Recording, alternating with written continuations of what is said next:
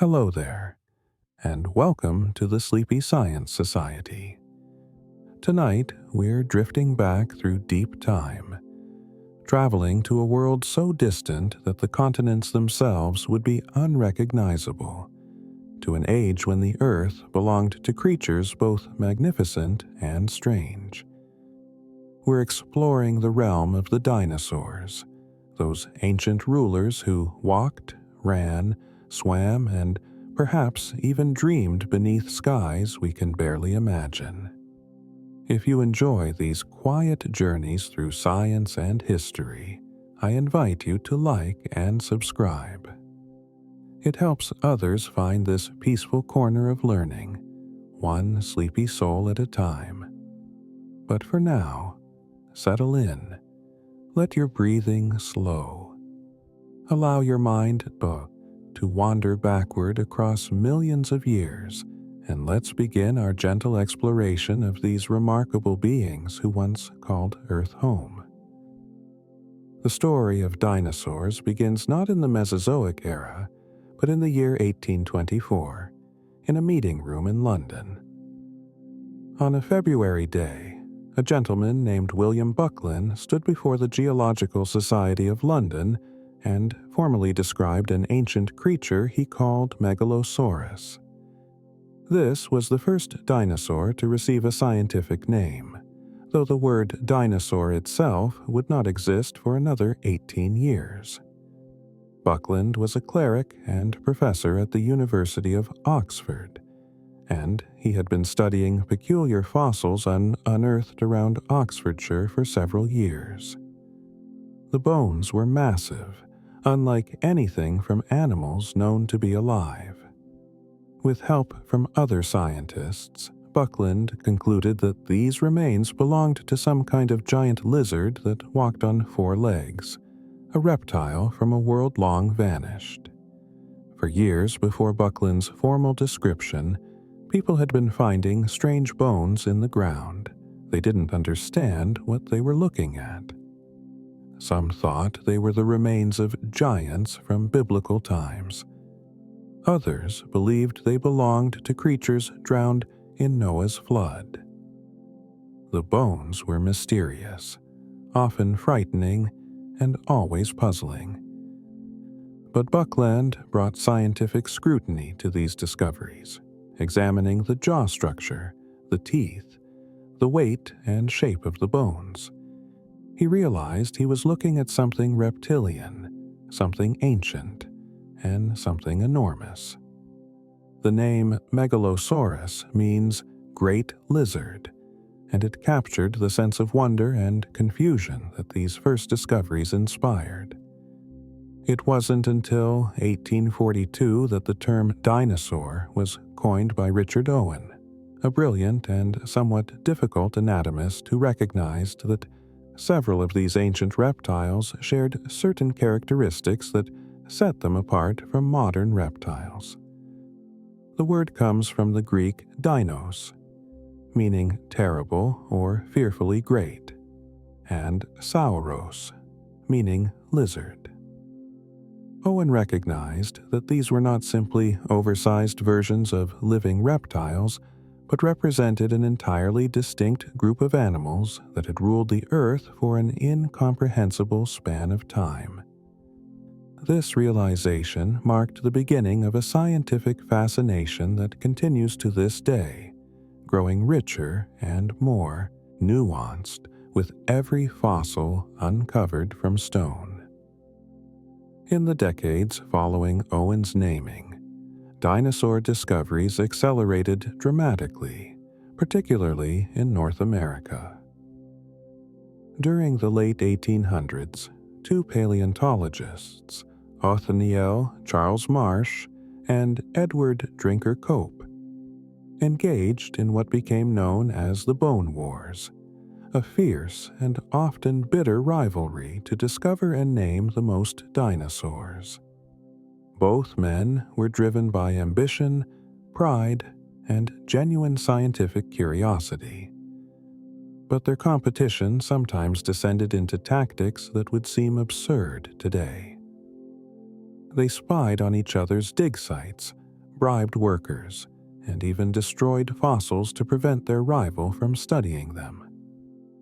Despite the dubious ethics, the Bone Wars resulted in the discovery of dozens of new dinosaur species, including famous names like Allosaurus, Stegosaurus, and Triceratops. These discoveries captured public imagination and established dinosaurs as cultural icons, creatures of both scientific importance and popular fascination. As the 20th century progressed, paleontologists continued to unearth dinosaur remains on every continent, revealing a diversity that stunned researchers. Antarctica, now buried under ice, once hosted lush forests filled with dinosaurs. The Gobi Desert in Mongolia became one of the richest dinosaur fossil sites in the world, yielding perfectly preserved skeletons, nests, and eggs. South America revealed unique species found nowhere else. Africa, Australia, and Europe each contributed pieces to the puzzle. With each new find, the picture of dinosaur life became more detailed, more complex, and more wondrous. For most of the history of dinosaur paleontology, scientists imagined these creatures as slow, cold-blooded reptiles, similar to modern lizards but scaled up to enormous proportions. Dinosaurs were depicted as sluggish, dragging their tails through swamps, barely capable of moving quickly. Museums displayed skeletons in poses that emphasized their supposedly primitive nature. This view dominated scientific thought and popular culture for more than a century. But in the latter half of the 20th century, everything began to change. New discoveries and new ways of analyzing old fossils revealed that dinosaurs were far more dynamic, more active, and more complex than anyone had imagined. They were not slow, swamp-dwelling monsters. They were sophisticated animals with behaviors, social structures, and physical capabilities that rivaled and sometimes exceeded those of modern creatures. The real revolution in dinosaur science came in the 90s, when paleontologists working in China made a discovery that would fundamentally alter how we understand these ancient creatures. In the Liaoning province of northeastern China, researchers uncovered fossils so exquisitely preserved that they revealed details usually lost to time. These weren't just bones. The rocks contained impressions of soft tissues, internal structures, and most remarkably, feathers. The first of these feathered dinosaurs to be formally described was Sinosauropteryx, a small theropod whose fossilized remains showed clear evidence of a covering that resembled modern bird feathers. This was the first definitive proof that non-avian dinosaurs possessed feathers or feather-like structures, and it represented a seismic shift in paleontology. The discovery of feathered dinosaurs confirmed something that had been suspected for decades. Birds are not merely related to dinosaurs. Birds are dinosaurs. They are the direct descendants of theropod dinosaurs, the group that includes Tyrannosaurus rex and Velociraptor. Every sparrow, every eagle, every penguin carries the legacy of the Mesozoic in its bones and feathers. This realization transformed how we visualize dinosaurs. No longer could we imagine them all as scaly, lizard-like creatures. Many, perhaps most, theropods were covered in feathers, at least at some stage of their lives. Some of these feathers were simple hair-like filaments used for insulation. Others were complex, with the intricate structure of modern bird feathers, capable of supporting flight or elaborate displays. The Liaoning fossils revealed dinosaurs in astonishing detail. Paleontologists could see the patterns of feathers across the body, the coloration preserved in fossilized melanosomes, the structure of internal organs. One specimen showed a dinosaur's last meal still preserved in its stomach. Another revealed a mother with eggs inside her body, ready to be laid. These discoveries painted a picture of dinosaur life far richer than bones alone could ever provide. We learned that some dinosaurs, like Microraptor, had 4 wings, with long feathers on both their arms and legs, allowing them to glide between trees. Others, like the flamboyant Oviraptor, used their feathers for display, attracting mates with colorful plumage. The feathers also provided insulation, suggesting that many dinosaurs were warm-blooded, maintaining constant body temperatures like modern birds and mammals. The implications of feathered dinosaurs extended far beyond appearance. Feathers evolved long before flight. The earliest feathers were not used for flying, but for warmth, perhaps for signaling, or for protecting eggs and young. Over millions of years, these structures became more complex, eventually enabling some lineages to take to the air. The evolution of flight happened gradually, with feathered dinosaurs first using their proto-wings to glide, then to flap short distances, and eventually to achieve true powered flight. By the late Jurassic, around 150 million years ago, fully flight-capable birds like Archaeopteryx existed, showing a perfect blend of dinosaurian and avian features. Archaeopteryx had teeth, clawed fingers, and a long, bony tail like a dinosaur. But it also had flight feathers arranged just like those of modern birds. The discovery that birds are living dinosaurs fundamentally changed not only paleontology, but also how we think about extinction. The dinosaurs did not entirely disappear 66 million years ago. One lineage survived, adapted, and diversified into the more than 10,000 species of birds alive today. When you watch a robin hopping across your lawn, you're watching a dinosaur. When you hear a crow calling from a tree, you're hearing an echo of the Mesozoic. This continuity across deep time is one of the most profound insights modern science has given us. A reminder that the past is not as distant as it seems. Among all the dinosaurs, few capture imagination quite like the sauropods. Those long-necked giants that represent the largest land animals ever to walk the earth. Names like Brachiosaurus, Diplodocus, and Argentinosaurus evoke images of creatures so enormous they seem to defy the laws of physics. How could an animal weighing as much as 10 elephants support itself on 4 legs? How did its heart pump blood all the way up that impossibly long neck?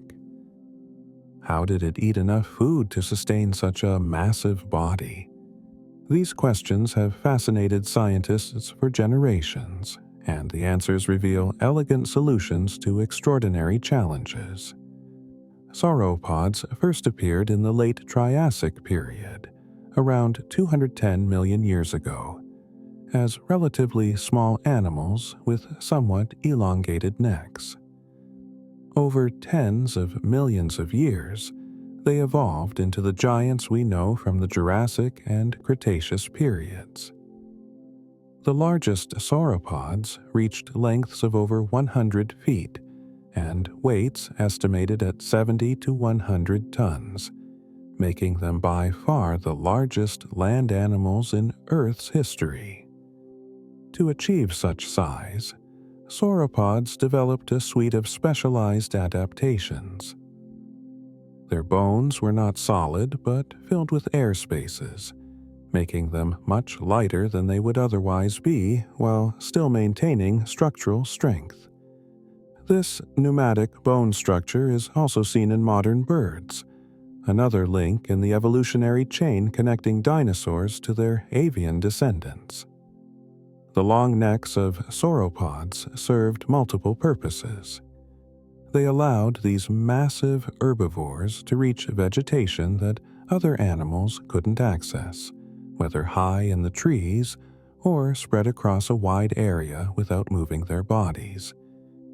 This gave them an enormous feeding range, essential for an animal that needed to consume hundreds of pounds of plant matter every day. Some researchers have suggested that sauropods may have spent much of their time with their necks extended horizontally rather than raised high, using them like living cranes to sweep across large feeding areas. Others propose that different sauropod species held their necks at different angles, specializing in different levels of vegetation, reducing competition among species sharing the same environment. Recent research has revealed that the largest sauropods may not yet have been discovered. Using statistical models based on known fossils, paleontologists have estimated that much larger individuals almost certainly existed but have not been found.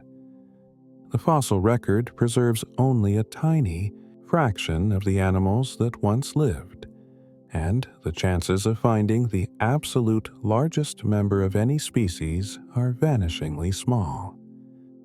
In 2024, researchers published a study suggesting that there may have been individual Tyrannosaurus rex specimens up to 70% larger than the biggest known fossils. If this holds true for sauropods as well, then somewhere in the rocks of South America, Africa, or Asia, there may be fossilized remains of sauropods that dwarf even the mighty Argentinosaurus. The life cycle of sauropods presented unique challenges. These giants laid eggs, and while the eggs were large by our standards, they were tiny compared to the adult animals. A newly hatched sauropod might weigh just a few pounds, while its parents weighed tons. This meant that young sauropods had to grow at extraordinary rates, adding hundreds or even thousands of pounds per year. Studies of bone microstructure reveal growth rings similar to tree rings, allowing scientists to estimate age and growth rates. Some sauropods reached adult size in as little as 20 to 30 years, a remarkably fast growth rate for such enormous animals. This rapid growth required an efficient digestive system capable of processing massive amounts of low-quality plant food. Unlike mammals, sauropods didn't chew their food. They simply stripped leaves from branches and swallowed them whole, relying on powerful stomach acids and possibly gastroliths, stones swallowed to help grind up plant matter in the gut. Sauropods lived in a world very different from our own. During the Jurassic period, the climate was generally warm and humid, with high sea levels and no ice caps at the poles. Vast forests of conifers, cycads, and ferns covered much of the land, providing abundant food for herbivores. Sauropods were not alone in these landscapes. They shared their world with other dinosaurs, including the predators that hunted them. The late Jurassic Morrison Formation in North America, one of the richest dinosaur fossil sites in the world, has yielded remains of multiple sauropod species living alongside carnivores like Allosaurus and Ceratosaurus, armored dinosaurs like Stegosaurus, and a variety of smaller dinosaurs. These ecosystems were complex, dynamic, and teeming with life. If sauropods represent the gentle giants of the dinosaur world, the theropods represent its predators, the hunters, the meat-eaters, the creatures that stalked through Mesozoic forests with teeth like daggers. The most famous of all theropods is Tyrannosaurus rex, the tyrant lizard king, a predator so iconic that it has become synonymous with dinosaurs themselves. Standing up to 20 feet tall at the hips, stretching 40 feet from nose to tail, and weighing perhaps 8 tons, T-Rex was one of the largest terrestrial predators ever to exist. Its massive skull, over 5 feet long, housed teeth the size of bananas, each one serrated like a steak knife and capable of crushing bone. Its bite force has been estimated at over 12,000 pounds, the most powerful of any land animal. For decades, paleontologists debated T-Rex behavior. Was it primarily a predator or a scavenger?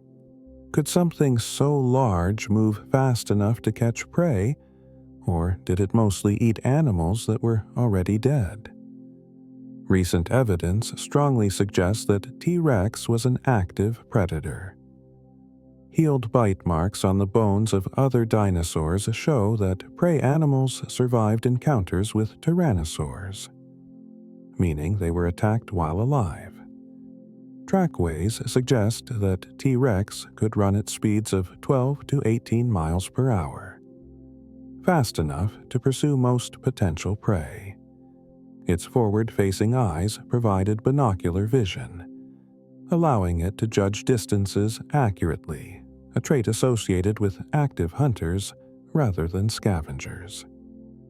While T-Rex almost certainly scavenged when the opportunity arose, as most large predators do, it was fundamentally a hunter, an apex predator at the top of its food chain.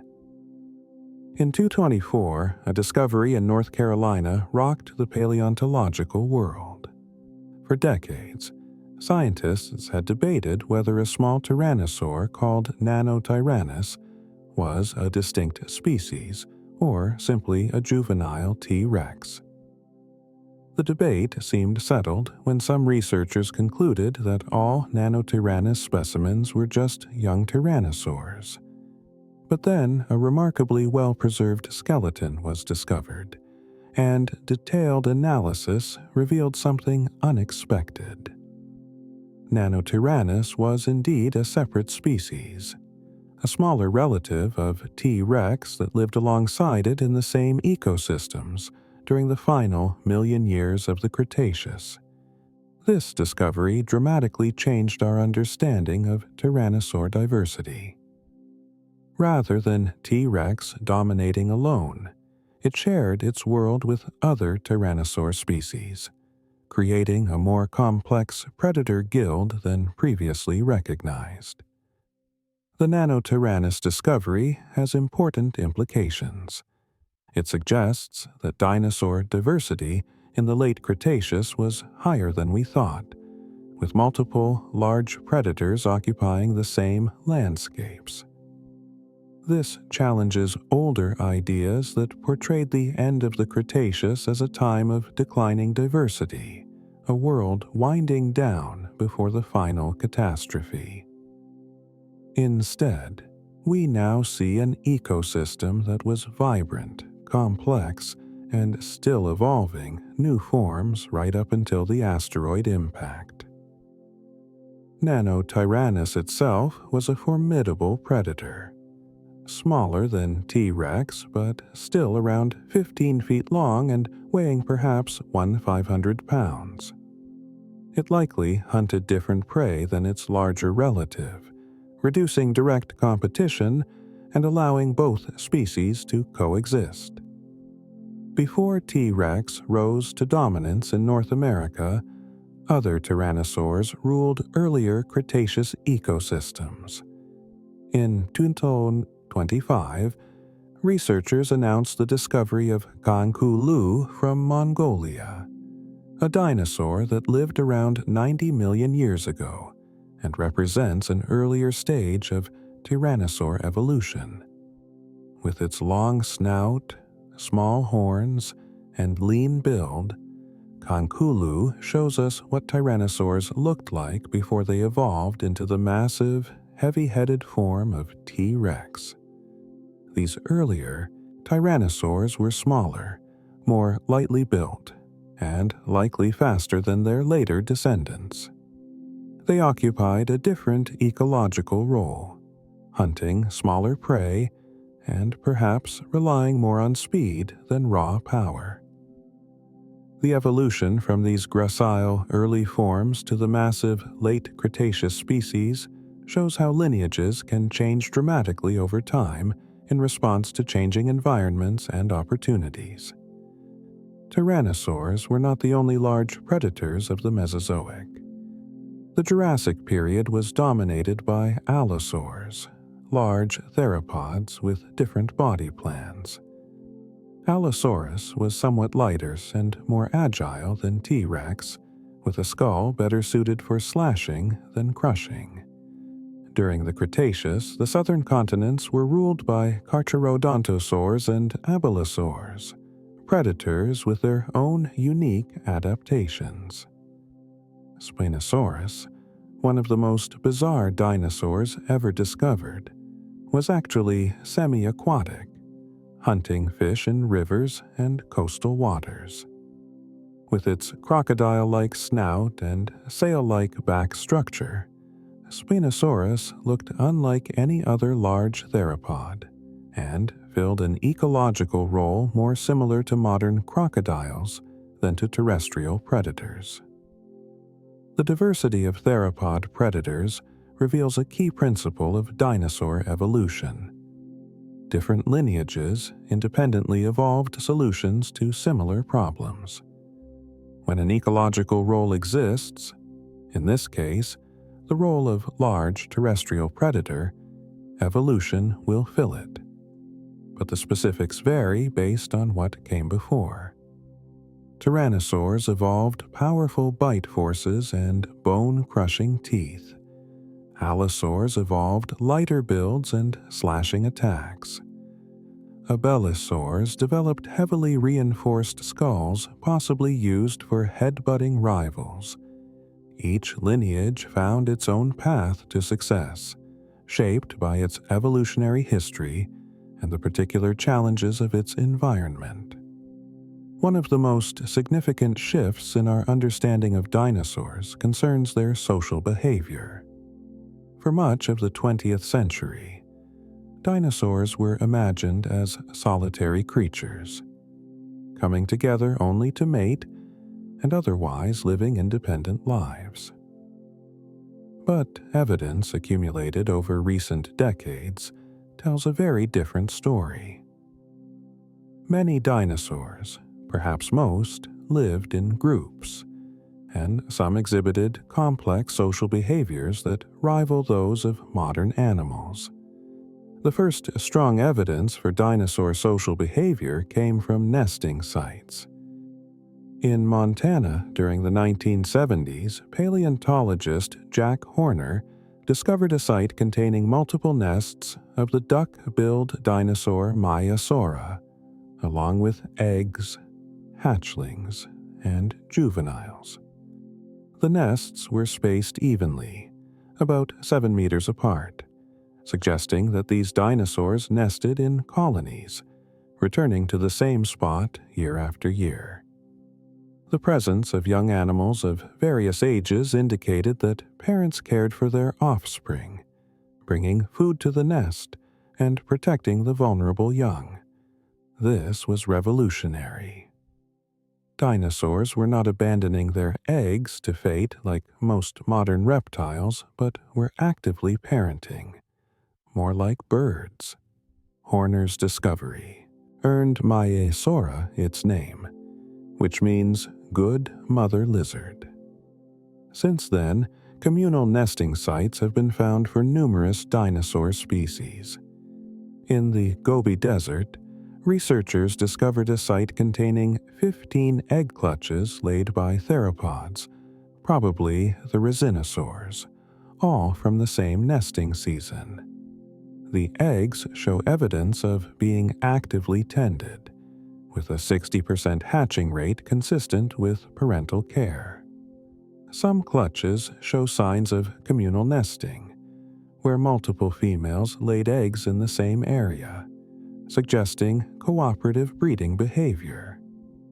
Chemical analysis of eggshells from shared nests reveals that eggs from different females were mixed together, confirming that multiple individuals contributed to communal nests. This kind of behavior is seen in some modern birds, particularly those living in harsh or unpredictable environments where cooperation increases reproductive success. Perhaps the most stunning evidence for early dinosaur social behavior comes from Argentina, where researchers discovered a site containing over 100 eggs and 80 individual skeletons of Musaurus, a long-necked dinosaur from the early Jurassic, about 193 million years ago. The fossils were found in a narrow geological layer, indicating they all died at roughly the same time, possibly from a drought or volcanic event. Crucially, the skeletons were segregated by age. Hatchlings and very young juveniles were found together. Older juveniles formed their own group. Adults were found separately. This age segregation strongly suggests complex herd structure. The dinosaurs lived in a community where young animals stayed together in groups, possibly while adults foraged separately and brought food back. This level of social organization is rare, even among modern animals, and indicates that sophisticated herding behavior evolved very early in dinosaur evolution, within the first few million years of the group's existence. The discovery of herding behavior 193 million years ago, 40 million years earlier than previously documented, changes how we think about dinosaur evolution. Social behavior may not have been something that developed late, in advanced species, but rather something fundamental to dinosaurs from the beginning. Living in groups offers numerous advantages: better protection from predators, more efficient foraging, shared knowledge of resources, and cooperative care of young. These benefits may have contributed to the evolutionary success of dinosaurs, helping them dominate terrestrial ecosystems for 165 million years. Direct evidence of dinosaur intelligence is difficult to obtain, but several lines of evidence suggest that some species were remarkably smart. Brain size relative to body size provides one clue. Troodon, a small feathered theropod from the late Cretaceous, had one of the highest brain-to-body ratios of any dinosaur, comparable to modern birds.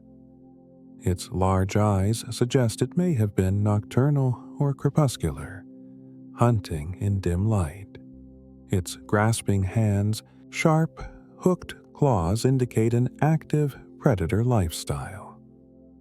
Some researchers propose that Troodon lived in social groups and may have engaged in pack hunting, coordinating to bring down prey larger than any individual could handle alone.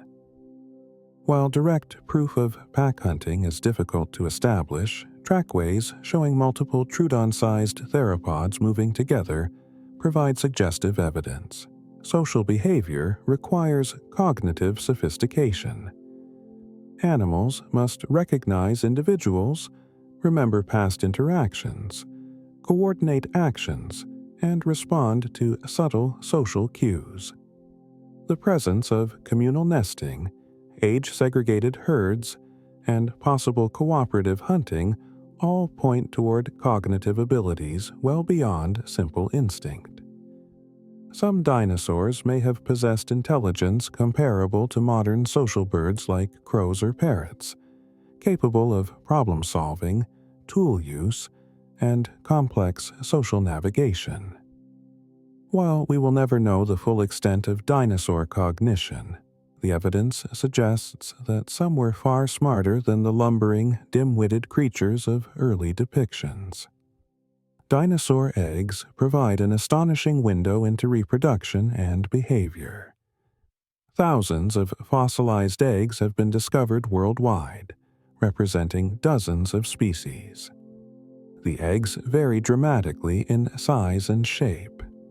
Some are round, others elongated. Some have thick shells, others thin.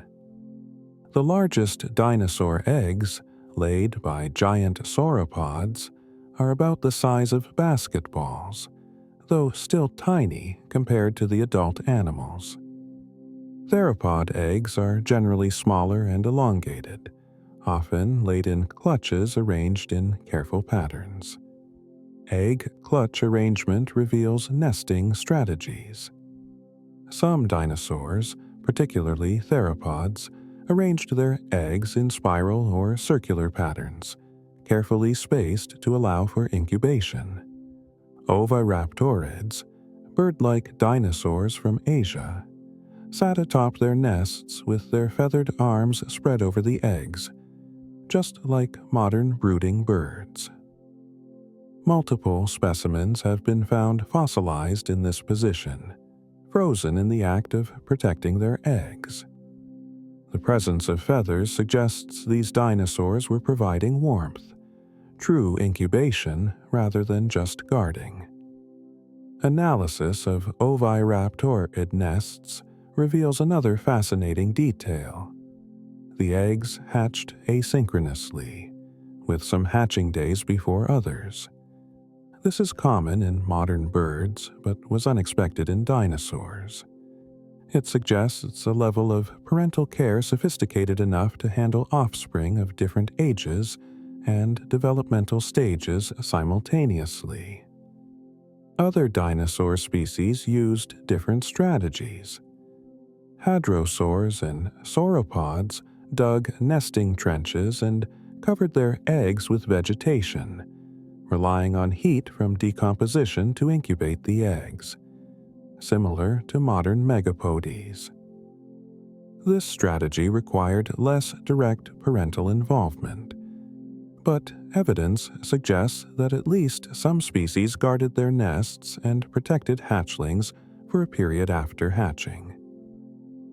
The presence of juvenile bones near nesting sites, with signs of repeated use over many seasons, indicates that some dinosaurs returned to traditional nesting grounds and possibly taught their young where to nest in future years. Some of the most exciting dinosaur discoveries in recent years involve previously unknown behaviors. In 2024, researchers described Fauna, a small ornithopod from the early Cretaceous of Montana. What makes Fauna remarkable is not its size or appearance, but its lifestyle. Evidence suggests this dinosaur was a burrower. Its skeletal features, including robust forelimbs and specific muscle attachments, indicate adaptations for digging. Several Fauna specimens were found in positions suggesting they died in their burrows, preserved in place by ancient sediments. This discovery reveals that some dinosaurs created underground shelters, possibly to escape heat, cold, predators, or seasonal food shortages. Burrowing behavior has implications for how dinosaurs survived harsh conditions. If Fauna and its relatives could dig shelters and wait out difficult periods, they may have had an advantage during environmental stresses.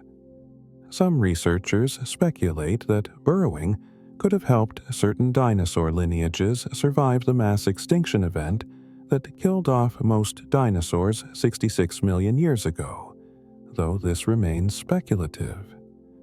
What is clear is that dinosaurs occupied a wider range of ecological niches than often appreciated.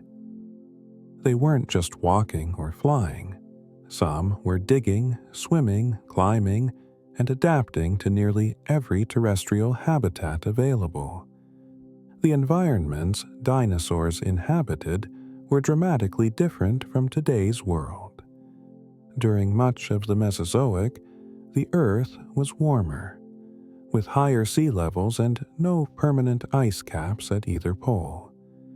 The continents were arranged differently. In the Triassic, all land was joined in the supercontinent Pangaea.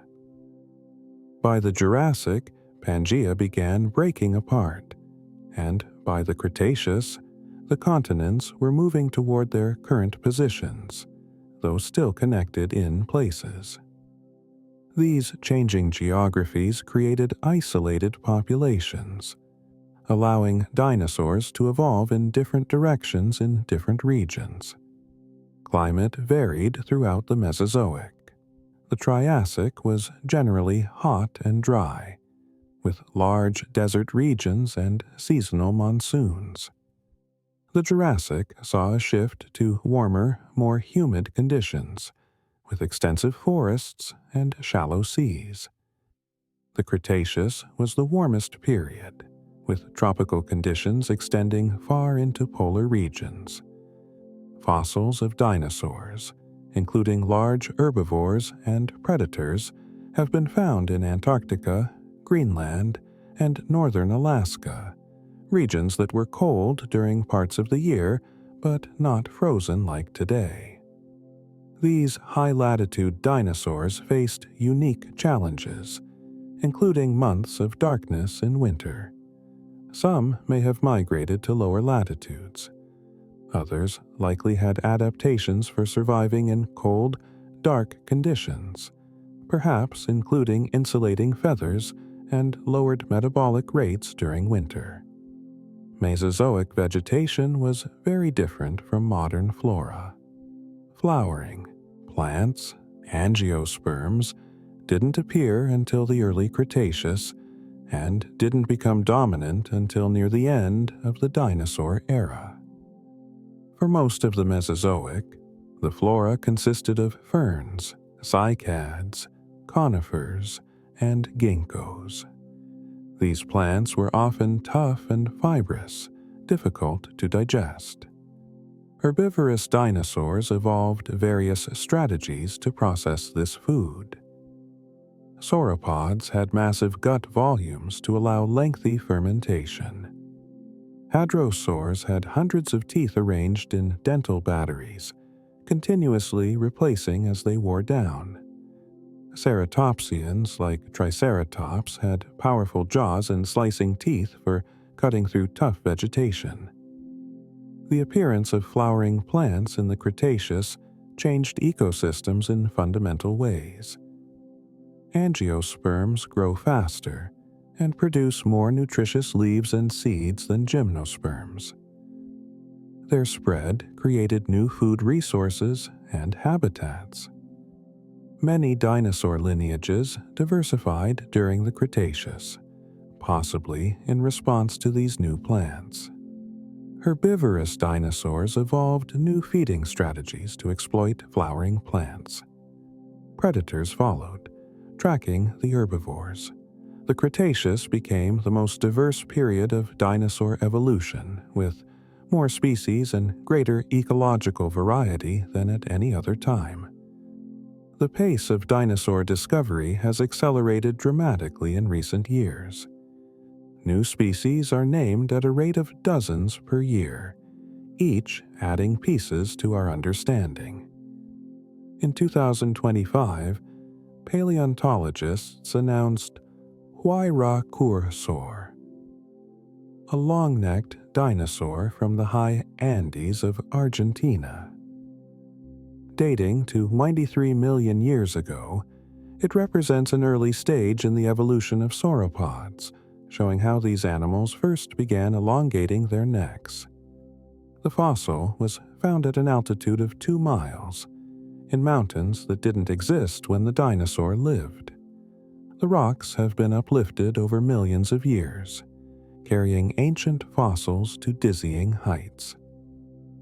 Another 2025 discovery, Enigma cursor from the Morrison Formation of the United States, highlights how many smaller dinosaurs remain undiscovered.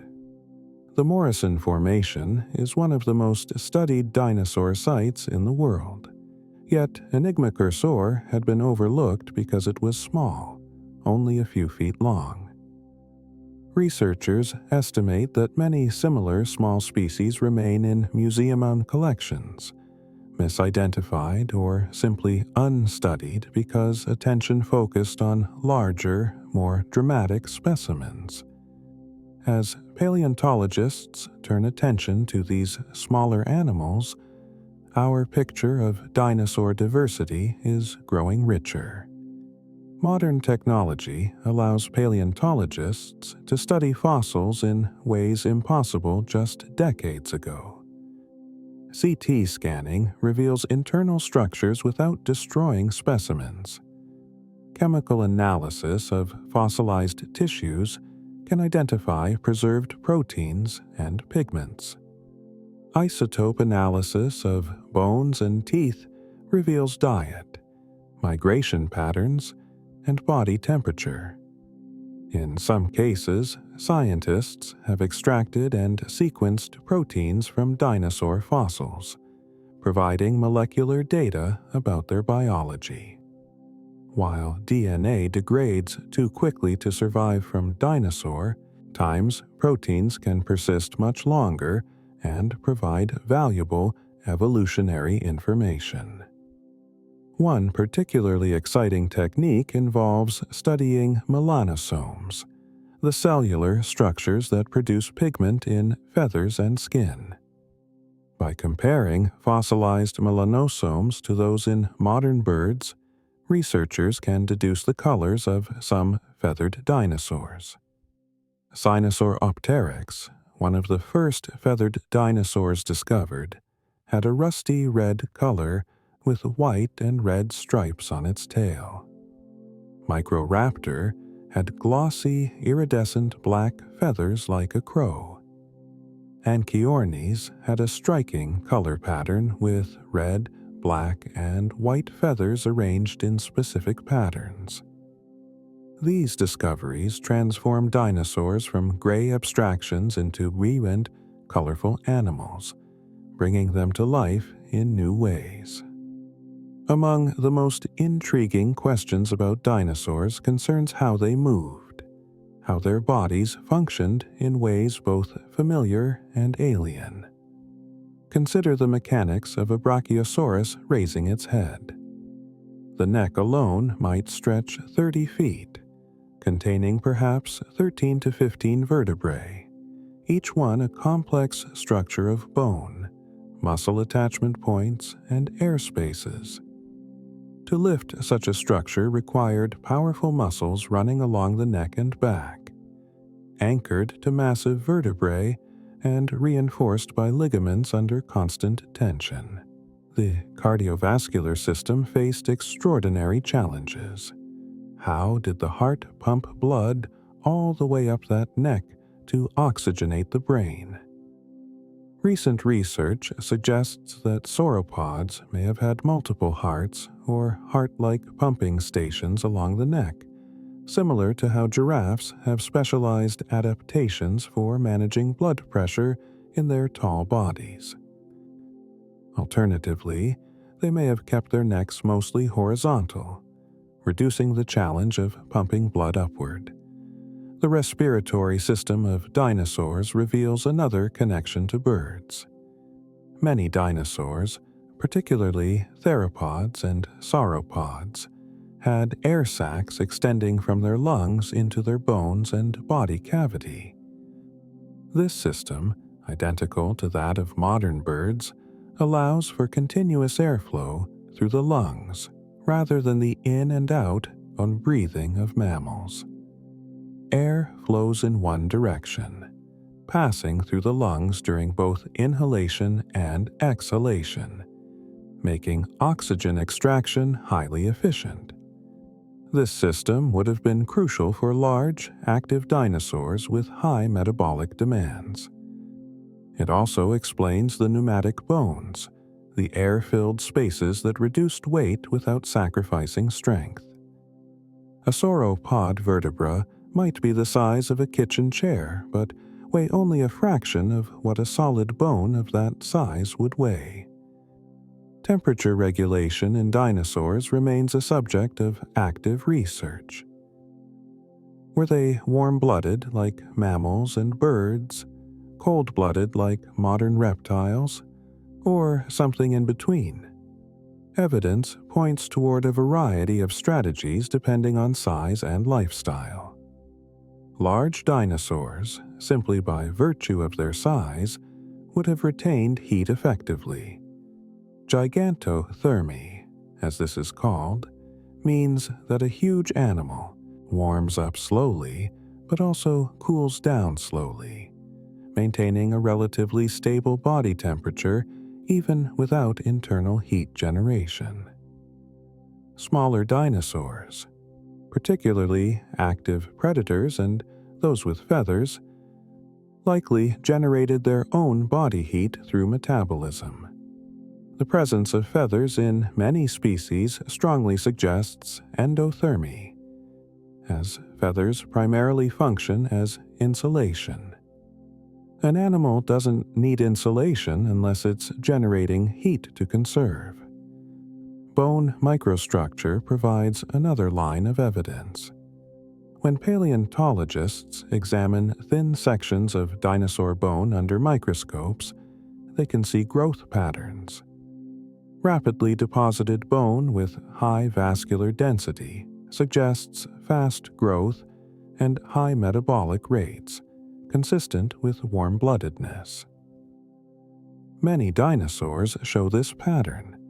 However, some show periodic growth marks, similar to tree rings, suggesting seasonal variations in growth rate. This could indicate behavioral responses to environmental changes, such as slowing metabolism during lean times, or it might reflect true cold-bloodedness with temperature-dependent growth.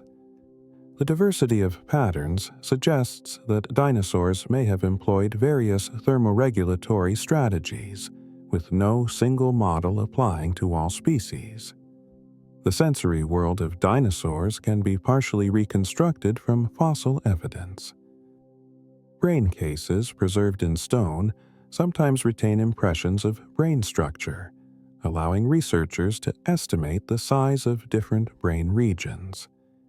The olfactory bulbs, responsible for smell, were large in many theropods, suggesting keen scent detection useful for tracking prey or carrion. Tyrannosaurs had particularly well-developed olfactory regions, possibly allowing them to detect food from miles away. Visual brain regions were also enlarged in many species. Forward-facing eyes in predators provided depth perception. Large eyes in some species, like the huge eyes of Troodon, suggest adaptation to low-light conditions. Hearing in dinosaurs left less direct evidence, but the structure of the inner ear can be studied in well-preserved skulls. Dinosaurs likely heard at frequencies similar to modern birds and crocodiles, with some species potentially sensitive to infrasound, sounds too low for humans to hear. Elephants use infrasound to communicate over long distances, and large dinosaurs may have done the same. The long nasal passages in hadrosaurs might have functioned as resonating chambers, allowing these dinosaurs to produce loud, low-frequency calls that could be heard for miles. Some researchers have attempted to reconstruct these sounds using computer models based on skull structure, producing eerie, booming calls that might have echoed across late Cretaceous landscapes. Touch and pain sensation are harder to determine, but certainly existed. The presence of nerve passages in bone suggests sensitivity to injury and damage. Some dinosaur bones show signs of healed fractures, infections, and diseases, indicating that these animals could recover from injuries. Bone infections, arthritis, tumors, and parasites are all documented in dinosaur fossils. One Allosaurus specimen shows signs of numerous healed injuries, including broken ribs, infected foot bones, and a damaged jaw, suggesting a hard life of active predation and frequent combat. The ability to survive such injuries indicates not just physical toughness, but also, perhaps, social support. An injured predator cannot hunt effectively. If it survived long enough for bones to heal, it may have been fed by other members of its group or scavenged sufficiently to sustain itself. Dinosaur reproduction involved eggs, but the specifics varied widely. Egg size was constrained by the need for the embryo to breathe. Too large an egg would have a shell too thick for oxygen to diffuse through, suffocating the embryo. This limitation explains why even the largest dinosaurs laid relatively small eggs. The largest eggs known, probably from sauropods, are about the size of basketballs, perhaps 12 to 15 inches in diameter. A newly hatched sauropod would emerge at perhaps 10 to 20 pounds, then grow to tens of tons over its lifetime, a size increase of several thousand times. This is dramatically different from mammals, where newborns are typically larger relative to adult size. Nesting behavior varied among dinosaur groups. Some species built mounded nests, scraping together vegetation and earth. Others dug burrows or simple depressions. The arrangement of eggs within nests follows patterns. Theropod eggs were often arranged in rings or spirals, laid in pairs, suggesting that these dinosaurs had two functional oviducts and could lay 2 eggs at a time. Sauropod eggs were often laid in lines, possibly as the mother walked slowly, depositing eggs at intervals. This strategy minimized the time spent vulnerable at a nest site, but meant the eggs were spread over a larger area, potentially more difficult to protect. Some nesting sites show evidence of repeated use over many years.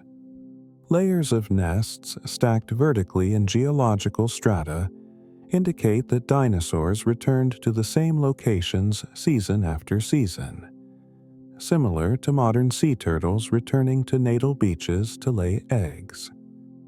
This site fidelity requires memory and navigation ability, suggesting cognitive sophistication.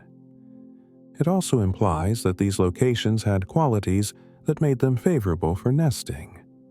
Perhaps good drainage, appropriate substrate for digging, or safety from predators. The growth rates of baby dinosaurs astonish researchers. Studies of juvenile bones show that some species grew several pounds per day during peak growth periods. This rapid growth required enormous food intake. Parents of altricial species, those whose young hatch helpless and require care, would have needed to bring food constantly to the nest. Alternatively, some dinosaurs may have been precocial, with hatchlings capable of moving and feeding independently soon after hatching. Evidence exists for both strategies among different dinosaur groups just as both exist among modern birds. The question of parental care extends beyond the hatchling stage. How long did young dinosaurs stay with their parents? Fossil sites with juveniles of multiple ages suggest extended family groups where young animals remained with adults for months or years.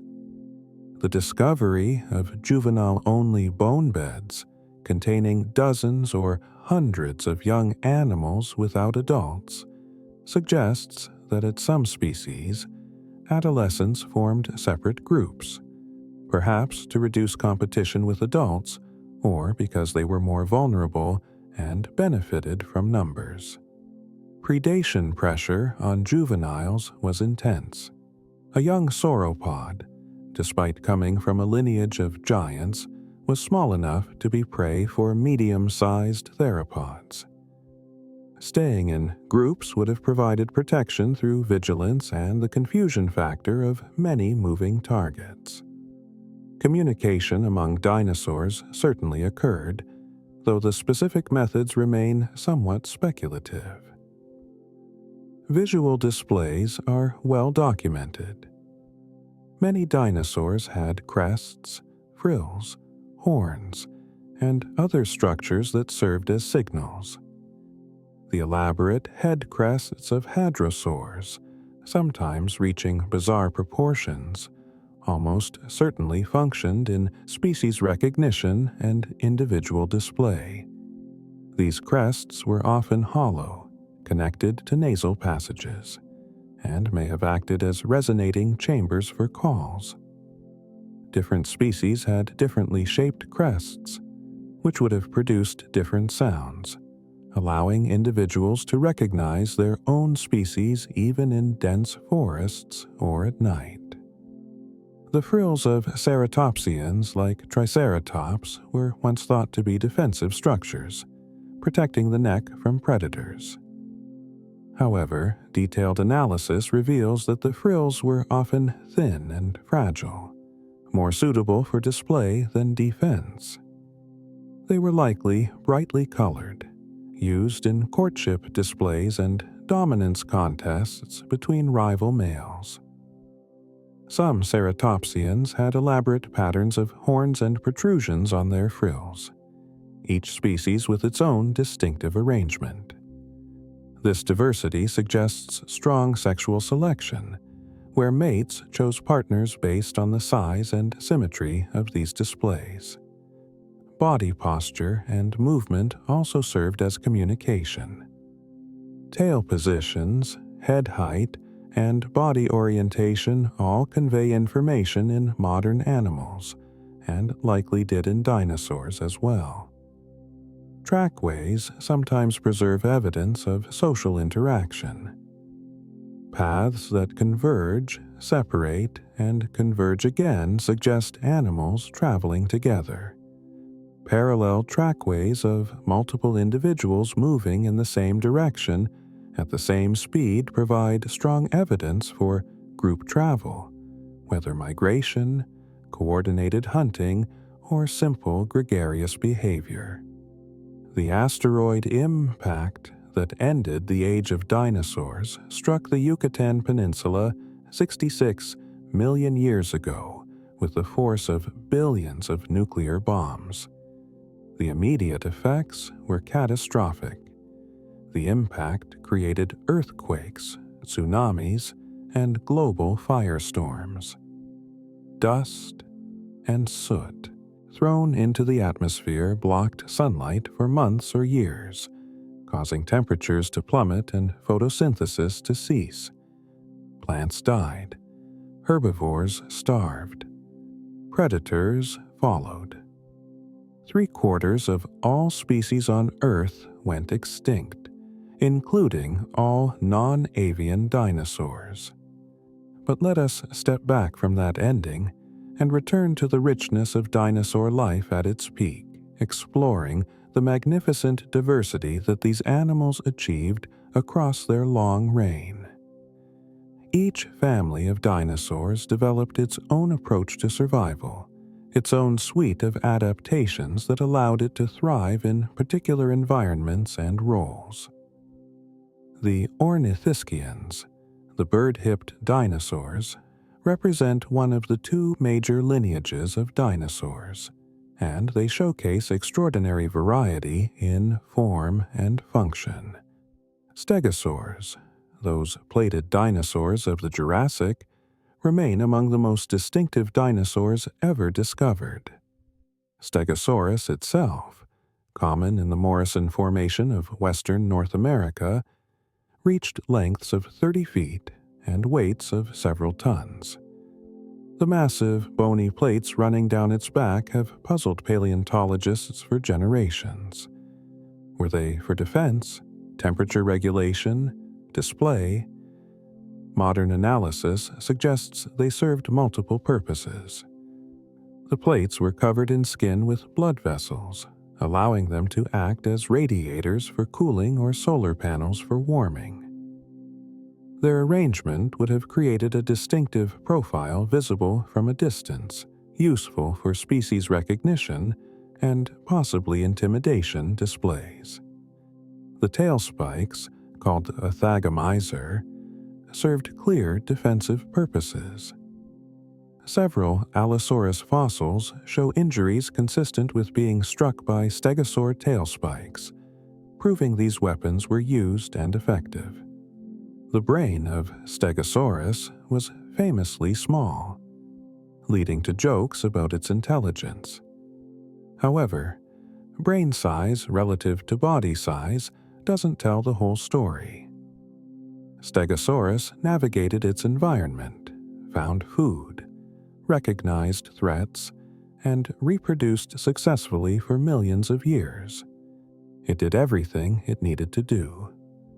The nervous system included a large cluster of nerves near the hips, sometimes mistakenly called a second brain, which actually served to coordinate the powerful hind legs and tail.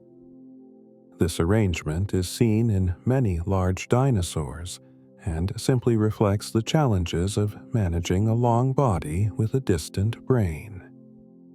Ankylosaurs, the armored dinosaurs of the Cretaceous, took defense to an extreme.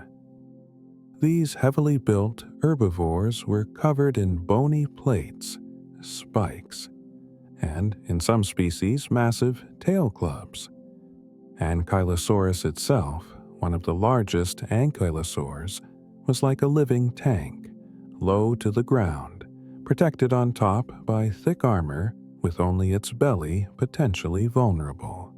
Its tail club, formed from fused vertebrae and massive osteoderms, could deliver devastating blows. Biomechanical analysis suggests the club could be swung with enough force to break bone, making it a formidable weapon against even the largest predators.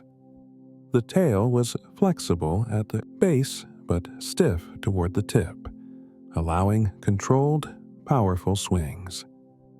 The armor of ankylosaurs wasn't just passive protection. Different species had different arrangements of spikes, plates, and knobs, creating unique silhouettes that likely helped individuals recognize their own species. Some had elaborate spikes projecting from their shoulders. Others had numerous small osteoderms creating a pebbly texture across their backs. The heads of ankylosaurs were particularly well protected, with thick, bony skulls and sometimes protective plates over the eyes. This heavy head armor may also have been used in combat between males, with rivals butting heads or pushing in contests of strength. Ceratopsians, the horned dinosaurs, dominated late Cretaceous ecosystems in North America and Asia. From small, bipedal early forms to massive quadrupedal giants, Ceratopsians evolved into one of the most successful dinosaur groups. Triceratops, perhaps the most famous ceratopsian, weighed up to 12 tons and bore 3 horns and a large, bony frill. For years, These were assumed to be primarily defensive features, protecting against tyrannosaurs. However, the frill was thin in many places and wouldn't have provided much protection against a determined predator. Instead, the horns and frill primarily functioned in intraspecific competition and display. Evidence for horn use in combat comes from Triceratops skulls showing healed puncture wounds matching the size and spacing of Triceratops horns. These animals were fighting each other, males likely competing for territory or mates. The contests probably involved locking horns and pushing, similar to modern antelope or cattle. The size and symmetry of horns and frills served as honest signals of health and genetic quality, with individuals choosing mates based on these displays. The diversity of ceratopsian species, each with distinctive horn and frill arrangements, suggests rapid evolution driven by sexual selection. Pachycephalosaurs, the dome-headed dinosaurs, present one of the more puzzling adaptations. These bipedal herbivores had dramatically thickened skulls, with some species like Pachycephalosaurus bearing skull domes 10 inches thick. The traditional interpretation held that these dinosaurs used their heads as battering rams, engaging in head-butting contests like modern bighorn sheep. However, detailed analysis of skull structure raised doubts. The skulls show evidence of impact damage, but the way the domes are structured might not have been optimal for high-impact collisions.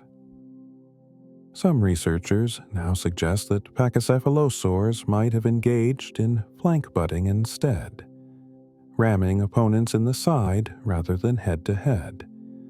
Alternatively, the domes might have been primarily for display, with only occasional aggressive use.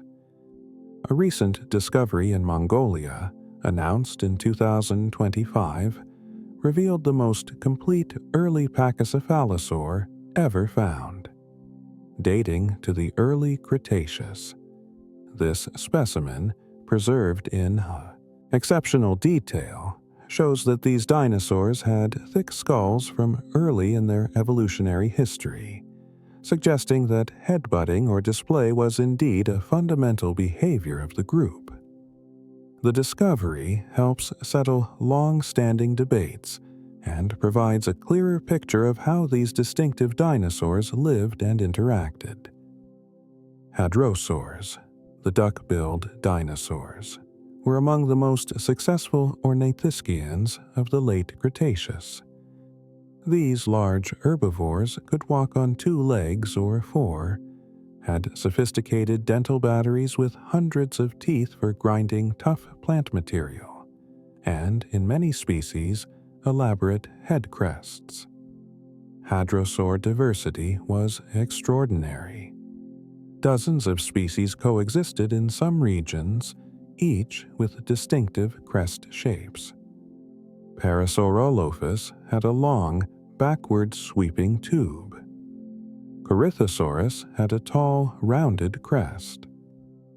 Lambeosaurus had a forward-projecting structure with a separate spine behind. Each of these crests contained convoluted nasal passages, and each would have produced different resonating frequencies when the animal vocalized. Researchers have attempted to reconstruct hadrosaur calls by creating models of the nasal passages and passing air through them. The results are deep, resonant calls, musical in quality, that could have carried for miles. Different species would have had recognizable vocal signatures, allowing individuals to identify their own kind even in dense forests or at night. In environments with numerous similar-looking species, such vocal identification would have been crucial for maintaining species boundaries and coordinating group activities. Hadrosaurs showed clear evidence of social behavior. Bone beds containing thousands of individuals, all from the same species, suggest mass mortality events that caught large herds. The fact that these herds formed at all indicates gregarious behavior. Some bone beds contain primarily juveniles, suggesting age-segregated groupings. Others contain mixed ages and sizes, indicating family groups or mixed-age herds. Growth series, where researchers have specimens representing every stage from hatchling to adult, reveal that hadrosaurs grew rapidly in their first few years, then more slowly as they approached adult size. Sexual maturity was probably reached at about 8 to 10 years, with maximum size achieved by 15 to 20 years. The plant-eating lifestyle of ornithischians required specialized digestive systems. Without the ability to chew like mammals, these dinosaurs used various strategies to process tough vegetation. Some, like hadrosaurs, had powerful jaw muscles and complex teeth for grinding. Others, like stegosaurs and ankylosaurs, had simpler teeth and relied on gut fermentation. The large body cavities of many ornithischians housed enormous digestive tracts where bacteria broke down cellulose over long periods. This is similar to modern cattle or elephants, which also rely on microbial fermentation to extract nutrients from plants. Fossilized stomach contents, though rare, provide direct evidence of diet. Some herbivorous dinosaurs have been found with piles of gastroliths, stomach stones, preserved with their skeletons. These stones, swallowed intentionally, helped grind up plant material in the stomach. Over time, the stones would become smooth and polished from constant abrasion. When they lost their effectiveness, the dinosaur would regurgitate them and swallow fresh, rough stones.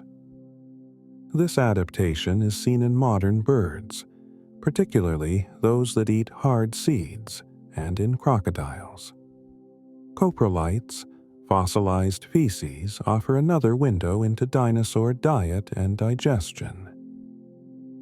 Large coprolites attributed to tyrannosaurs contain bone fragments, showing that these predators crushed and swallowed bone, extracting nutrients from every part of their prey. Herbivore coprolites contain plant fragments, sometimes identifiable to species, revealing exactly what these animals ate. Chemical analysis of coprolites can identify organic compounds that indicate diet composition, gut bacteria, and even parasites. Speaking of parasites, dinosaurs certainly hosted them. In some exceptionally preserved specimens, researchers have found evidence of parasites in various tissues. Bone infections caused by bacteria or fungi appear in many specimens.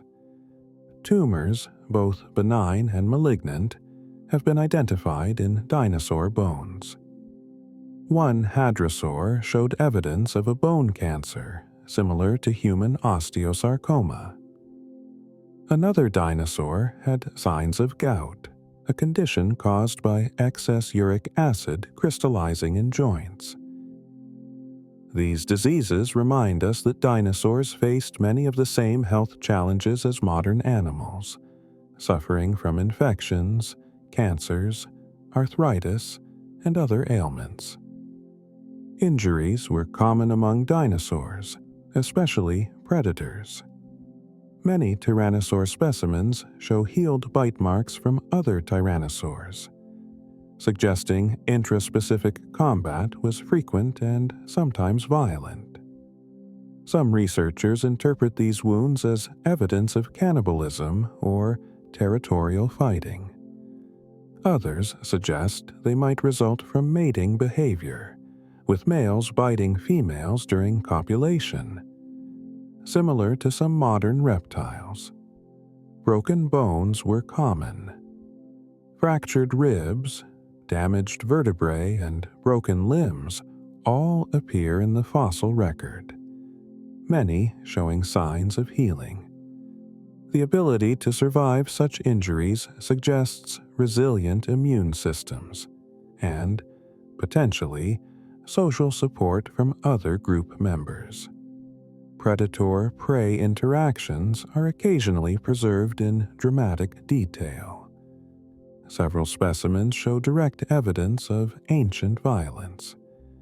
A velociraptor and protoceratops found locked together, fossilized in the moment of mortal combat, provide a snapshot of late Cretaceous predation.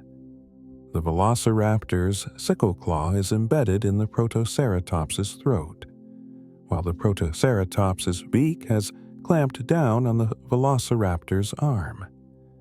Both animals died in this position, possibly overcome by a sudden sandstorm or collapsing dune.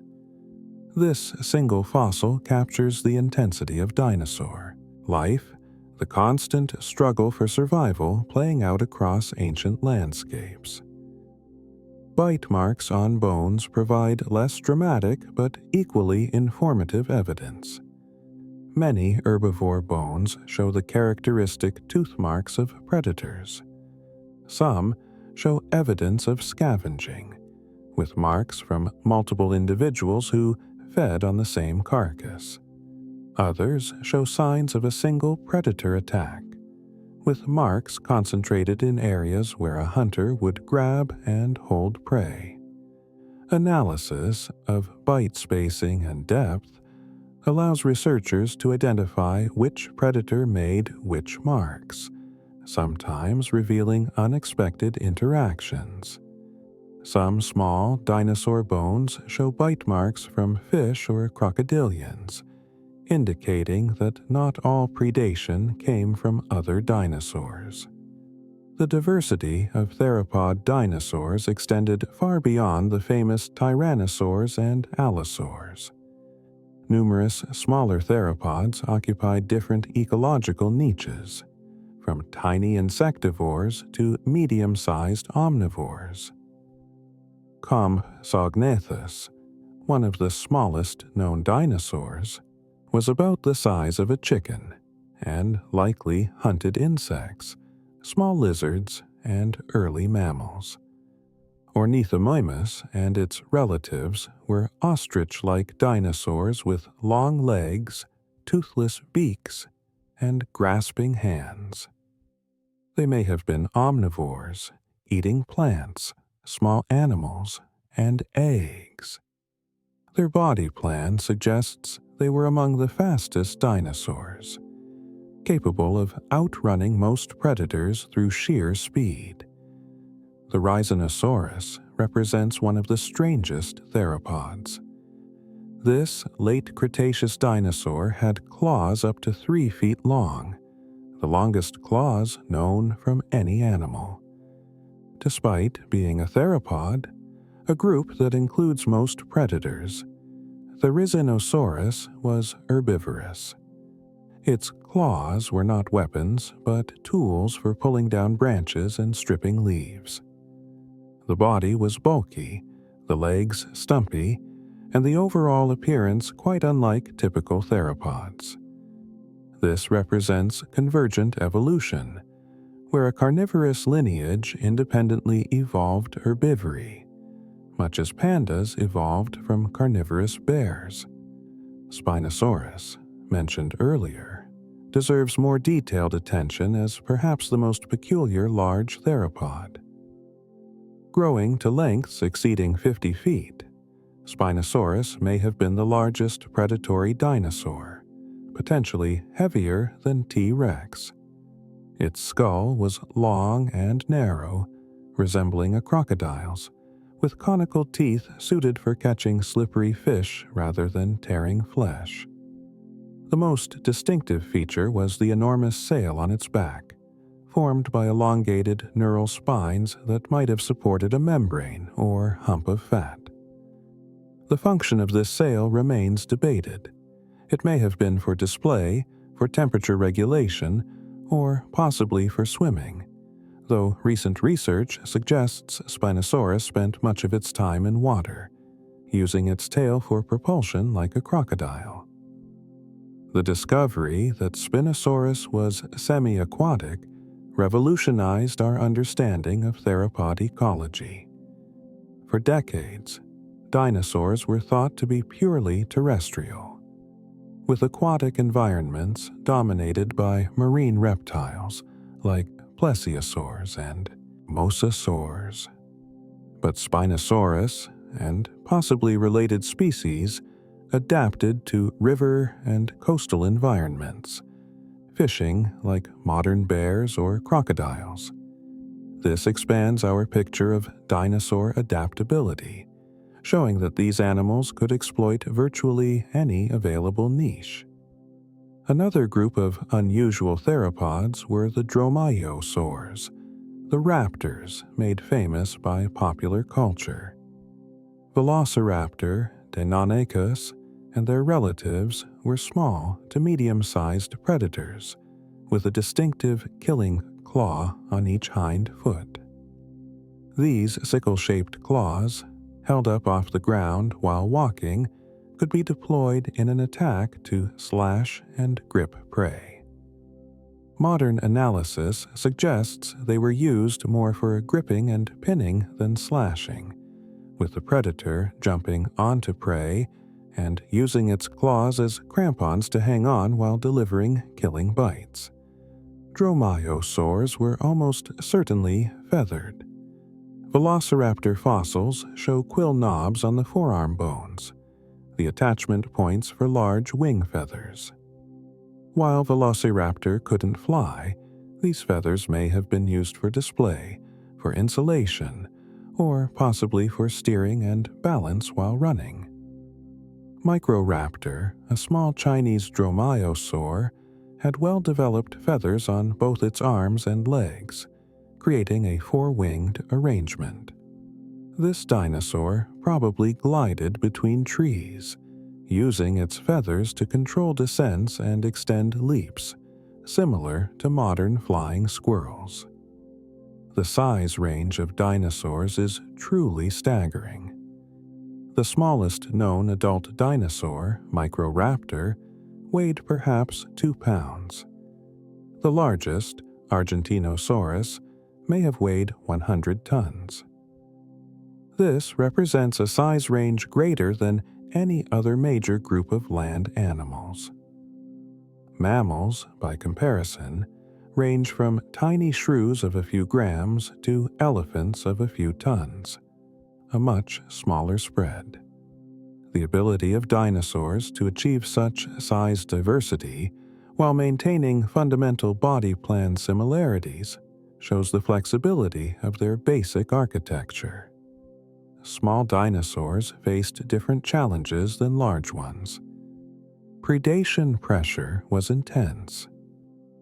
Every medium and large predator viewed small dinosaurs as potential meals. Speed, agility, and alertness were crucial.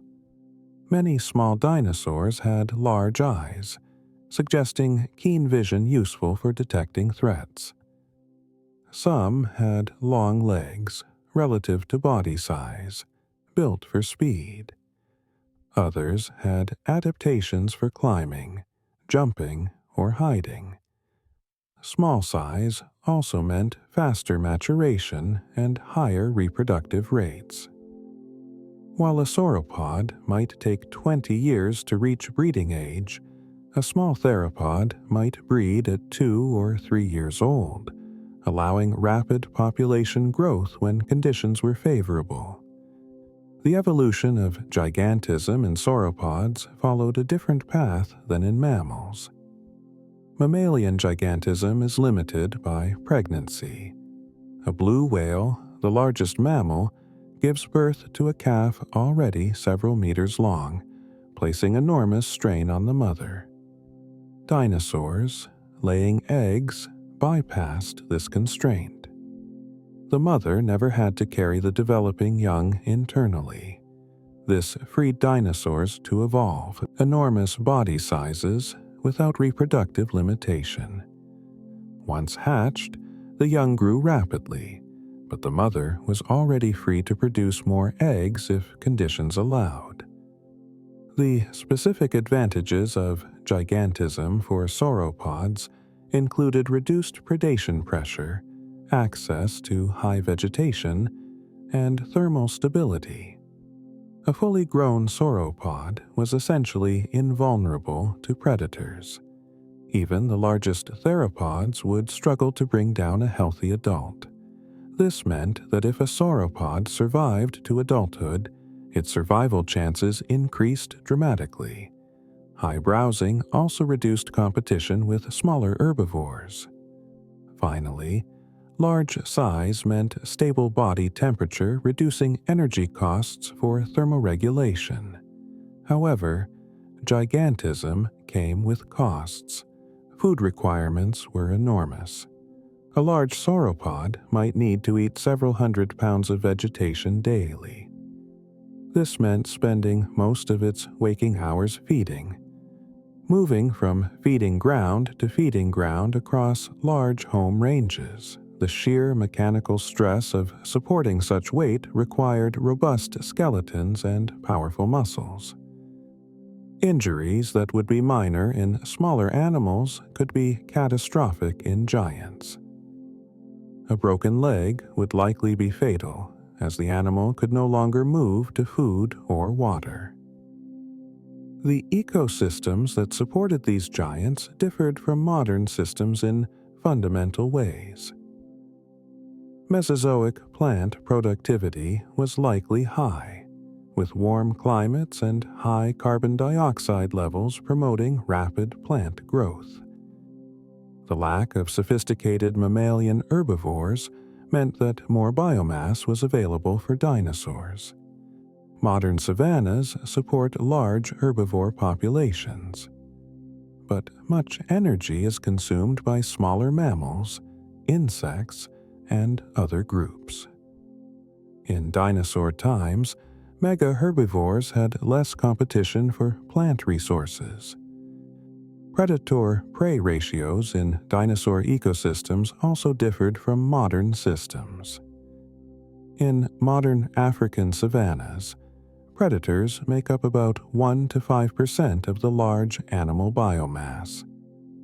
In dinosaur ecosystems, estimates suggest predators made up a larger percentage, possibly 10 to 20%. This could indicate that dinosaur herbivores were more vulnerable, that predators were more efficient, or that the calculations are off. Alternatively, it might reflect different ecology. If many predators also scavenged extensively, they wouldn't need as large a live prey base. If juvenile mortality was high, predators could sustain themselves primarily on young animals, leaving most adults untouched. One of the most exciting frontiers in dinosaur paleontology involves isotope analysis. By studying stable isotopes in teeth and bones, researchers can reconstruct diet, temperature, and even migration patterns. Oxygen isotopes in tooth enamel reflect the water the animal drank, which varies with temperature and latitude. By sampling teeth that grew at different times in an animal's life, researchers can detect whether it migrated seasonally or stayed in one place. Carbon isotopes reveal what types of plants an animal ate, as different plants have different isotopic signatures based on their photosynthetic pathways. These techniques have revealed that some dinosaurs were highly migratory. Large herbivores may have traveled hundreds of miles seasonally, following the growth of fresh vegetation. Predators followed the herbivores, creating moving ecosystems that shifted with seasons. Other dinosaurs appear to have been more sedentary, staying in favorable areas year-round.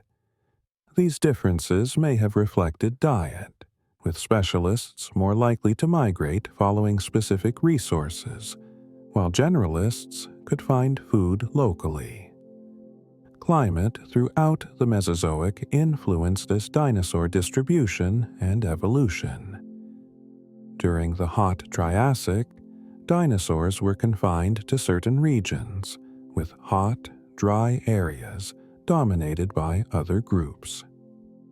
As climate moderated in the Jurassic, dinosaurs expanded, eventually becoming dominant worldwide.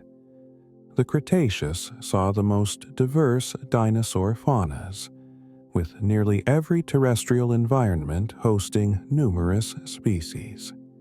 Even Antarctica, though polar, was warm enough to support rich forests and dinosaur communities.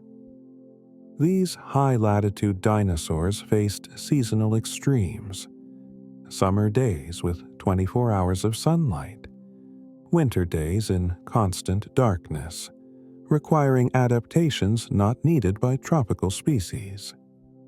The discovery of polar dinosaurs changed our understanding of dinosaur physiology. Cold-blooded animals struggle in polar regions, even if temperatures don't freeze. The long winter darkness means no opportunity to bask and warm up. That polar dinosaurs thrived suggests they were at least partially warm-blooded, generating internal heat. Alternatively, they might have migrated, traveling to lower latitudes for winter. However, fossil evidence shows that some polar dinosaurs, including juveniles, remained at high latitudes year-round, suggesting they could handle the cold. The breakup of Pangaea during the Jurassic and Cretaceous created isolated landmasses where dinosaur evolution proceeded independently. South America and Africa remained connected longer than most continents, creating a Gondwanan fauna distinct from northern continents.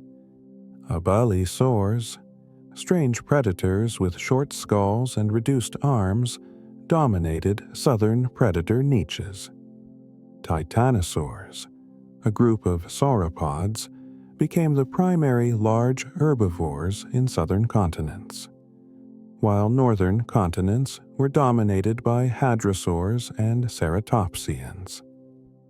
These biogeographic patterns reveal how continental drift and sea level changes influenced evolution. When continents were connected, animals could disperse, homogenizing faunas. When separated, populations evolved in isolation, creating unique species. Occasionally, land bridges formed or animals rafted across narrow seaways, introducing species to new continents. The spread of tyrannosaurs from Asia to North America across a Beringian land bridge represents one such dispersal event, with major consequences for North American ecosystems. Marine environments bordered dinosaur lands but were dominated by other reptiles. Ichthyosaurs, dolphin-like marine reptiles, ruled Mesozoic seas for much of the era. Plesiosaurs, with their distinctive long necks or massive heads, were successful predators throughout the Jurassic and Cretaceous. Mosasaurs, late Cretaceous marine lizards, grew to enormous sizes and became apex predators in their environments. While not dinosaurs, these marine reptiles shared the Mesozoic with dinosaurs and would face the same extinction event. Pterosaurs, the flying reptiles, were close relatives of dinosaurs but followed their own evolutionary path. From tiny insect eaters to massive, giraffe-sized ashdarchids, pterosaurs mastered powered flight long before birds. Their wings were supported by a single elongated finger, with a membrane stretching to the hind legs. The largest pterosaurs, like Quetzalcoatlus, had wingspans exceeding 30 feet, making them the largest flying animals ever. How such giants achieved flight remains debated, though their hollow bones and efficient respiratory systems must have been crucial. The asteroid impact that ended the age of dinosaurs struck the Yucatan Peninsula 66 million years ago with the force of billions of nuclear bombs. The impactor, probably 6 to 9 miles in diameter, was traveling at tens of thousands of miles per hour when it hit. The energy released in that instant exceeded all the nuclear weapons ever built combined, many times over. The immediate effects at ground zero were beyond comprehension. Rock vaporized instantly. A fireball expanded outward at supersonic speeds. Everything within hundreds of miles simply ceased to exist, deleted from the planet in seconds. The shock wave rippled outward, creating earthquakes far more powerful than any in human history. Coastal regions worldwide experienced tsunamis hundreds of feet tall. As the impact displaced enormous volumes of water, the ejected material, millions of tons of rock and debris, was thrown into the upper atmosphere and beyond. Some material reached escape velocity, leaving Earth entirely. Some fell back within hours, heating the atmosphere through friction as it re-entered, creating global firestorms that ignited forests worldwide. Animals caught in the open would have been cooked alive by the radiant heat. But the immediate effects, catastrophic as they were, represent only the beginning of the extinction. Within days, the atmosphere filled with dust, soot, and aerosols. Sunlight dimmed, then vanished. Surface temperatures dropped precipitously.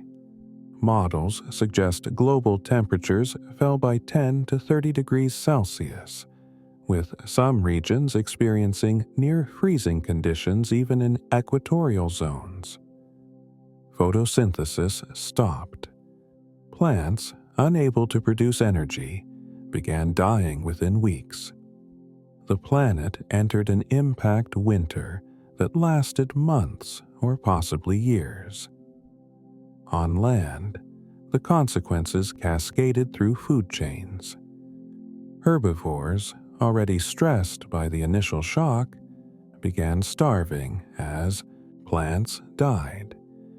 Those that survived on seeds, roots, or dead plant material fared better.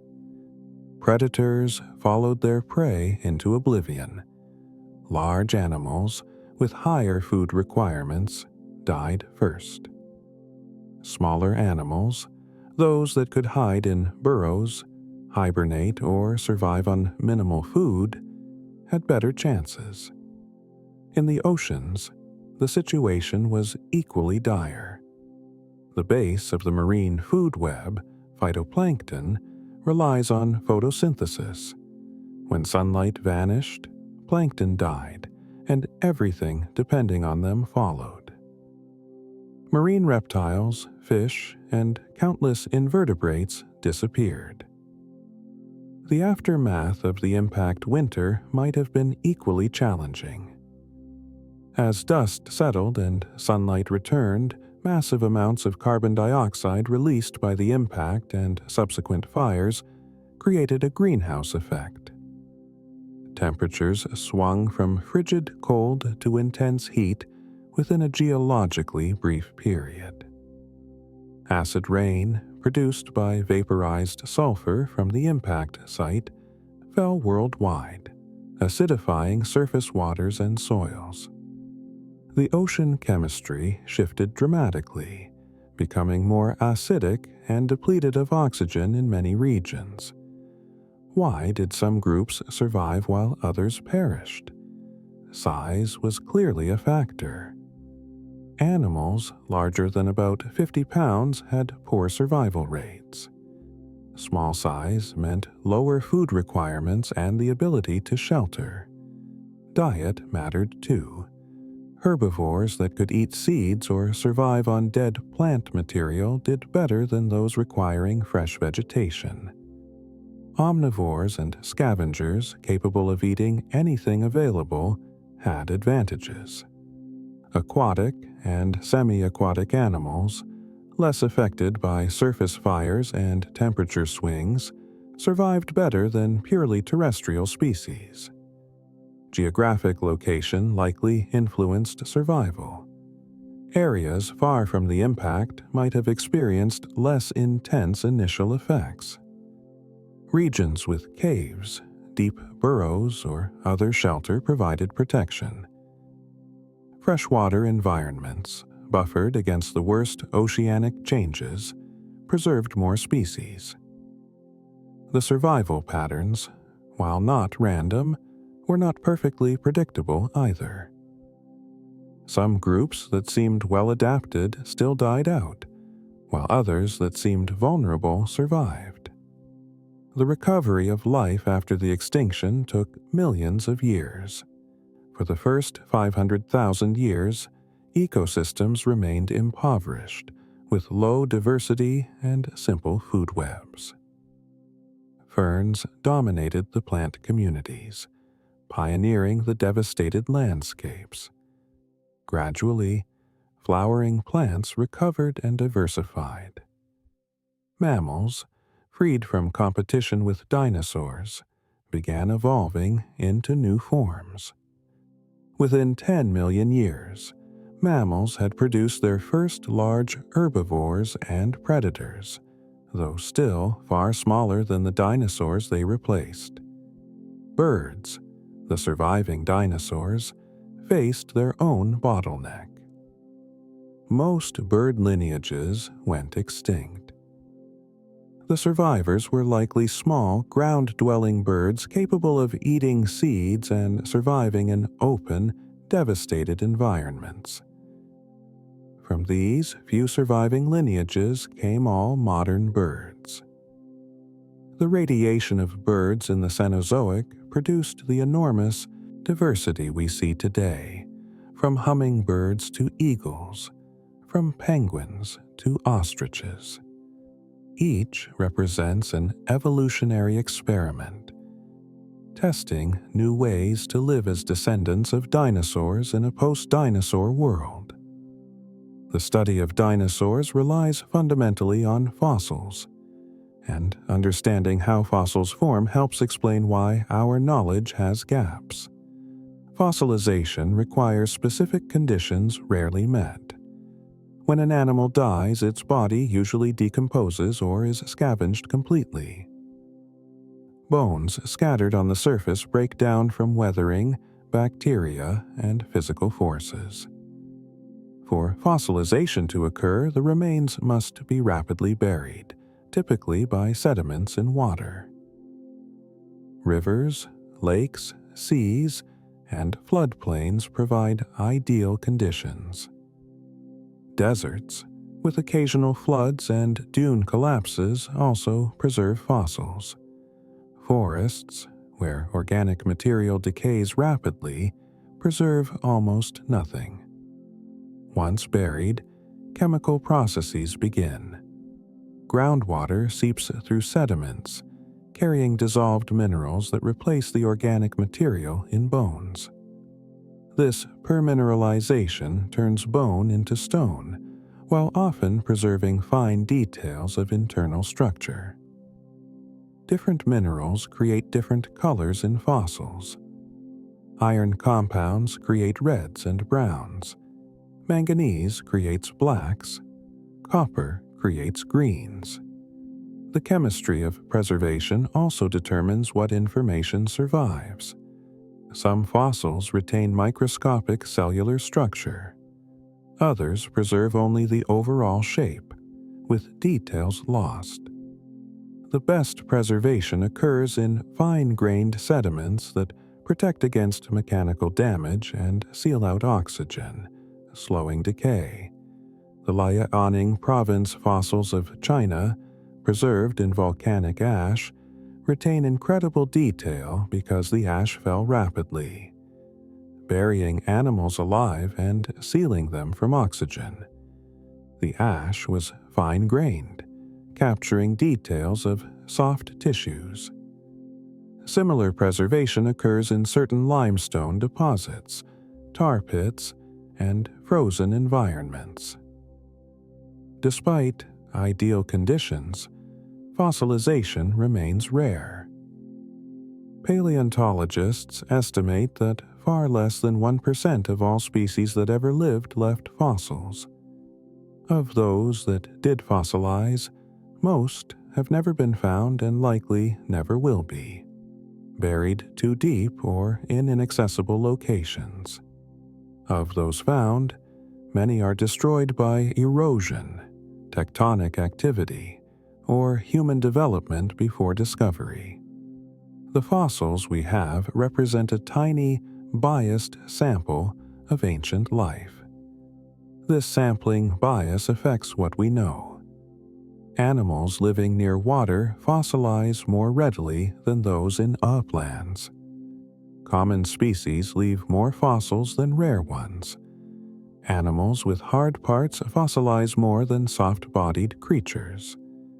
Large animals are found more easily than small ones. All of these biases shape our picture of dinosaur diversity. Many species surely existed but left no trace. Many ecosystems remain unknown because they occurred in environments that don't preserve fossils. Modern techniques extract maximum information from fossils. High-resolution CT scanning reveals internal structures without destructive cutting. Synchrotron radiation, the most powerful X-ray source available, images individual cells in exceptional specimens. Chemical analysis identifies preserved proteins and lipids. Mass spectrometry detects trace elements that indicate diet and environment. Isotope ratios reveal temperature, altitude, and water source. These technologies, unimaginable when dinosaur science began, continually refine our understanding. One particularly exciting area involves preserved soft tissues. In 2005, researchers reported finding soft tissue structures, including possible blood vessels and cells, in a Tyrannosaurus rex bone. This claim was controversial, as soft tissues shouldn't survive 66 million years. However, subsequent discoveries in multiple specimens suggest that under certain rare conditions, fragments of original organic material can persist. These findings open possibilities for molecular paleontology, where ancient biomolecules might inform us about physiology, genetics, and evolution in ways a fossil's bones alone cannot. The search for dinosaur DNA remains unsuccessful, and likely will remain so. DNA degrades rapidly, breaking down into smaller fragments over time. Even in ideal preservation, DNA is unlikely to survive more than 1 million years. The youngest non-avian dinosaurs died 86 million years ago, far too long for DNA preservation. However, proteins are more stable. Collagen, a structural protein in bone, can persist for millions of years. When amino acid sequences from dinosaur collagen are compared to modern animals, they confirm the close relationship between dinosaurs and birds, providing molecular support for conclusions reached through anatomy. The dating of fossils combines multiple techniques. Relative dating uses the principle of superposition. Deeper layers are older. By mapping the sequence of rock layers and correlating them across regions, geologists construct a relative timeline. Absolute dating uses radiometric methods, measuring the decay of radioactive isotopes. Uranium-lead dating of volcanic ash provides precise ages. Carbon-14 dating works only for very recent material, less than about 50,000 years old, so it's useless for dinosaurs. Instead, paleontologists rely on uranium-lead, potassium-argon, and other long half-life isotopes to date surrounding rocks. The geological timescale developed through centuries of work provides the framework for dinosaur history. The Mesozoic era, encompassing all of dinosaur time, spans from 252 to 66 million years ago, divided into 3 periods. The Triassic, from 252 to 201 million years ago, saw dinosaurs originate and begin diversifying. The Jurassic, 201 to 145 million years ago, saw dinosaurs become dominant, with giant sauropods and diverse predators. The Cretaceous, 145 to 66 million years ago, represented peak dinosaur diversity, with the most species and greatest specialization. Each period had its own character. The Triassic was a recovery period following the Permian-Triassic mass extinction, the worst in Earth's history. Early dinosaurs were small, agile animals competing with other groups. By the end of the Triassic, dinosaurs had become successful enough to survive another mass extinction event that eliminated many competitors. The Jurassic saw dinosaurs expand into every terrestrial niche. The climate was warm and wet, supporting vast forests. Sauropods reached their peak, and flying dinosaurs, birds, appeared. The Cretaceous brought further changes. Flowering plants appeared and revolutionized terrestrial ecosystems. New dinosaur groups evolved to exploit these plants. The continents drifted apart, creating isolated land masses with distinct faunas. The late Cretaceous, the final stage of dinosaur evolution, saw the most species diversity ever achieved. Hadrosaurus, ceratopsians, tyrannosaurs, and titanosaurs filled ecological roles across the globe. The world was warm, sea levels were high, and dinosaurs seemed secure in their dominance. Then came the asteroid, and everything changed. The randomness of extinction strikes a poignant note. Dinosaurs hadn't failed. They weren't becoming less diverse or less successful. They were thriving right up until the moment of impact. An accident of celestial mechanics, an asteroid perturbed into an Earth-crossing orbit, ended 165 million years of dinosaur evolution. No amount of adaptation could have prepared them. The event was too sudden, too catastrophic, and too global for any large terrestrial animals to survive. Yet life persisted. The bacteria, fungi, and microorganisms that form the foundation of ecosystems survived. Plants recovered from seeds and spores. Insects, diverse and adaptable, mostly survived.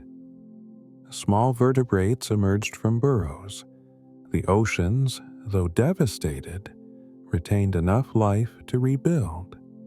Within a remarkably short time, geologically speaking, the world was alive again, though forever changed. The legacy of dinosaurs extends beyond birds. The ecosystems we inhabit today were shaped by their extinction. Mammals inherited a world made vacant, and in that vacuum, they evolved into the diversity we see now. Every habitat that dinosaurs once filled, herbivores, predators, specialists, generalists, eventually gained mammalian occupants. But mammals followed different evolutionary paths, constrained by their ancestry and physiology. The largest land mammals, elephants, reach perhaps 6 or 7 tons, far smaller than the largest sauropods. No mammalian predator approached the size of Tyrannosaurus rex.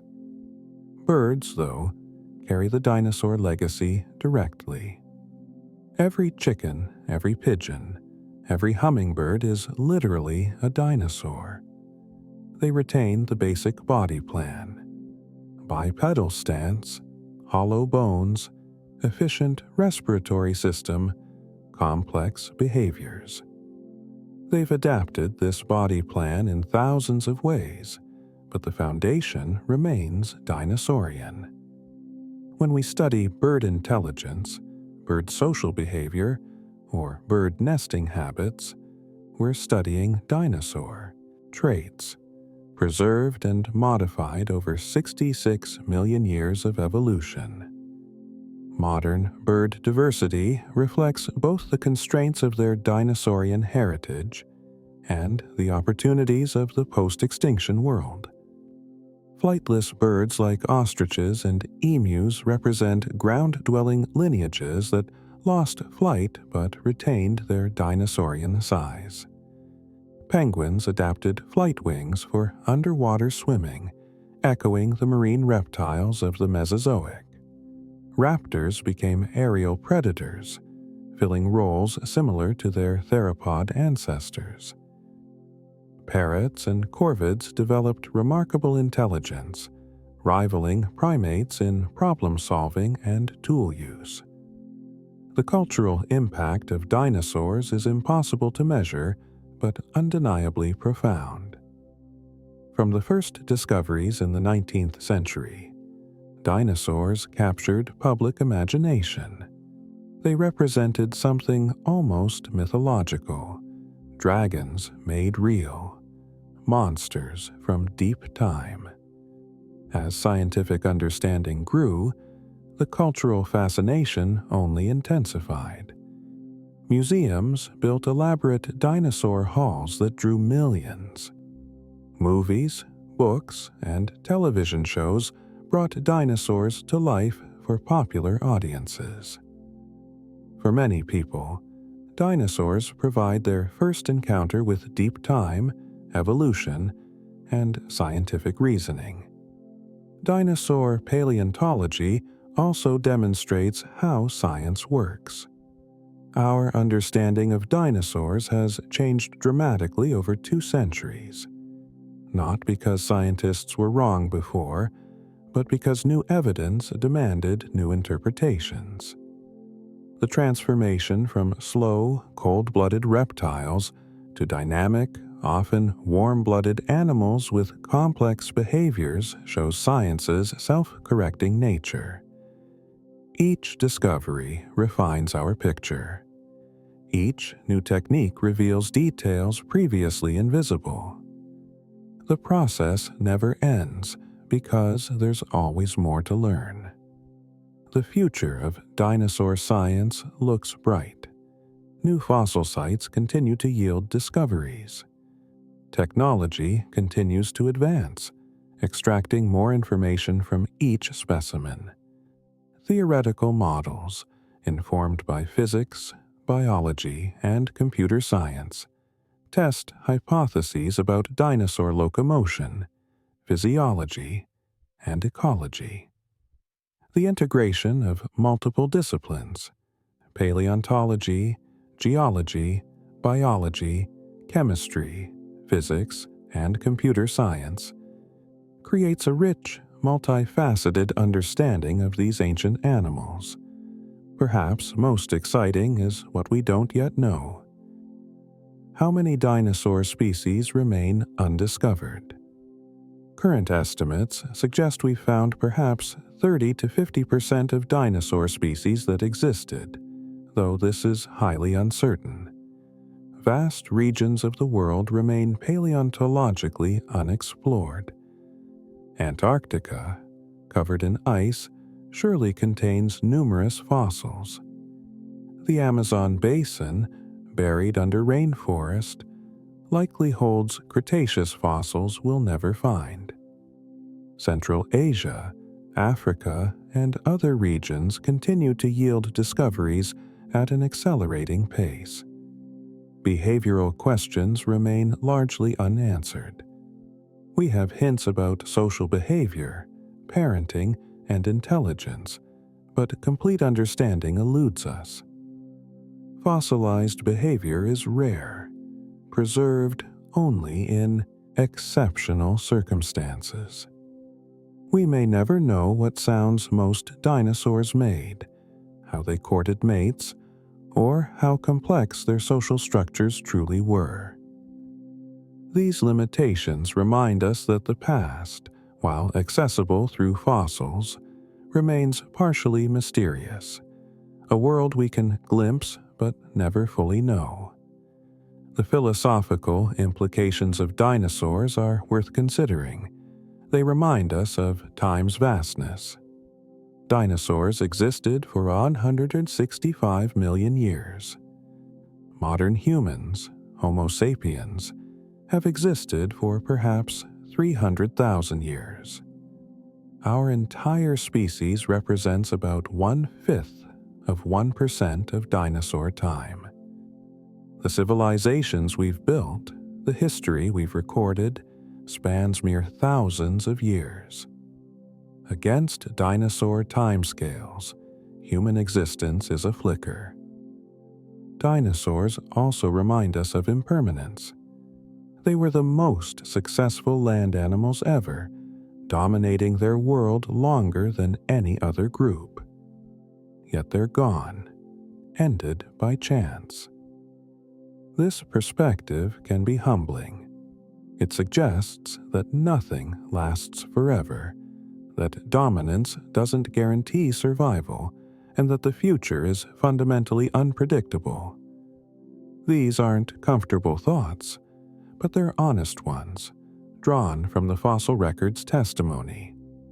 At the same time, dinosaurs inspire wonder. These creatures, so strange and magnificent, were real.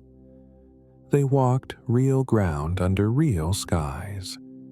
They hunted, fed, nested, migrated, lived full lives in a world that no longer exists. The fact that we can know anything about them is remarkable.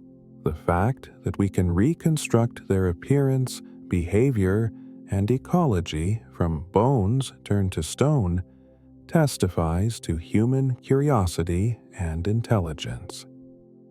Dinosaur science represents one of humanity's great intellectual achievements, a collaborative effort across centuries to understand life's history on Earth. Modern discoveries continue to reshape our understanding in surprising ways. The 224 discovery of Fauna, the burrowing dinosaur from early Cretaceous Montana, expanded our conception of dinosaur lifestyles. Previously, few dinosaurs were thought to dig extensive burrows. Fauna's robust forelimbs, specialized shoulder joints, and the discovery of multiple specimens apparently preserved in their dens suggests that burrowing was more common than realized. This adaptation would have provided protection from temperature extremes, predators, and seasonal stresses. The evolutionary persistence of burrowing behavior through the Cretaceous, with later species like the Celosaurus showing similar adaptations, hints that underground refuges played a significant role in dinosaur ecology. The discovery of Enigma cursor in 2025 from the Morrison Formation highlights another crucial point. We're still in the early stages of understanding dinosaur diversity. The Morrison Formation has been studied intensively for over a century. It's one of the most famous dinosaur sites in the world. Yet, Enigma cursor was overlooked because it was small, about 3 feet long, and didn't match the dramatic profile of Allosaurus or Stegosaurus. Researchers estimate that dozens of similar small species from this formation await description in museum collections. These animals, the small herbivores and omnivores that formed the base of Jurassic ecosystems, are finally receiving attention they deserve. The recent confirmation of Nanotyrannus as a distinct species rather than a juvenile Tyrannosaurus rex carries profound implications. It means that late Cretaceous North America hosted a more diverse tyrannosaur community than previously thought. Nanotyrannus, at about 15 feet long, would have hunted different prey than the 40-foot T. rex, reducing competition and allowing both species to coexist. This challenges the older view of T. rex as a solitary apex predator, dominating its environment alone. Instead, we see a more nuanced ecosystem, with multiple large predators sharing the landscape through niche partitioning. The 2025 discovery of Kangku Lu from Mongolia, predating T. rex by tens of millions of years, shows how tyrannosaurs evolved over time. Early forms were lighter, more lightly built, with longer snouts and smaller heads. They hunted through speed and agility rather than raw power. Only later did the lineage evolve the massive, bone-crushing skulls that characterize late Cretaceous tyrannosaurs. This evolutionary trajectory reflects changing ecological opportunities and competitive pressures across millions of years. The feathered dinosaur finds from China continue yielding surprises. Recent specimens show color patterns in exquisite detail. Anchiornis had a striking pattern of red, black, and white feathers arranged in specific ways across its body. The tail had alternating bands of black and white. The crest on the head was rusty red.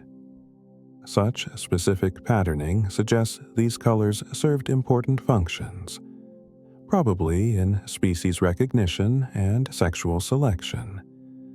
Males and females likely had different patterns, with males displaying more elaborate coloration to attract mates, just as in modern birds. Chemical analysis of dinosaur bones reveals diet in unprecedented detail. Isotope ratios in tooth enamel indicate whether an animal ate primarily plants, meat, or both.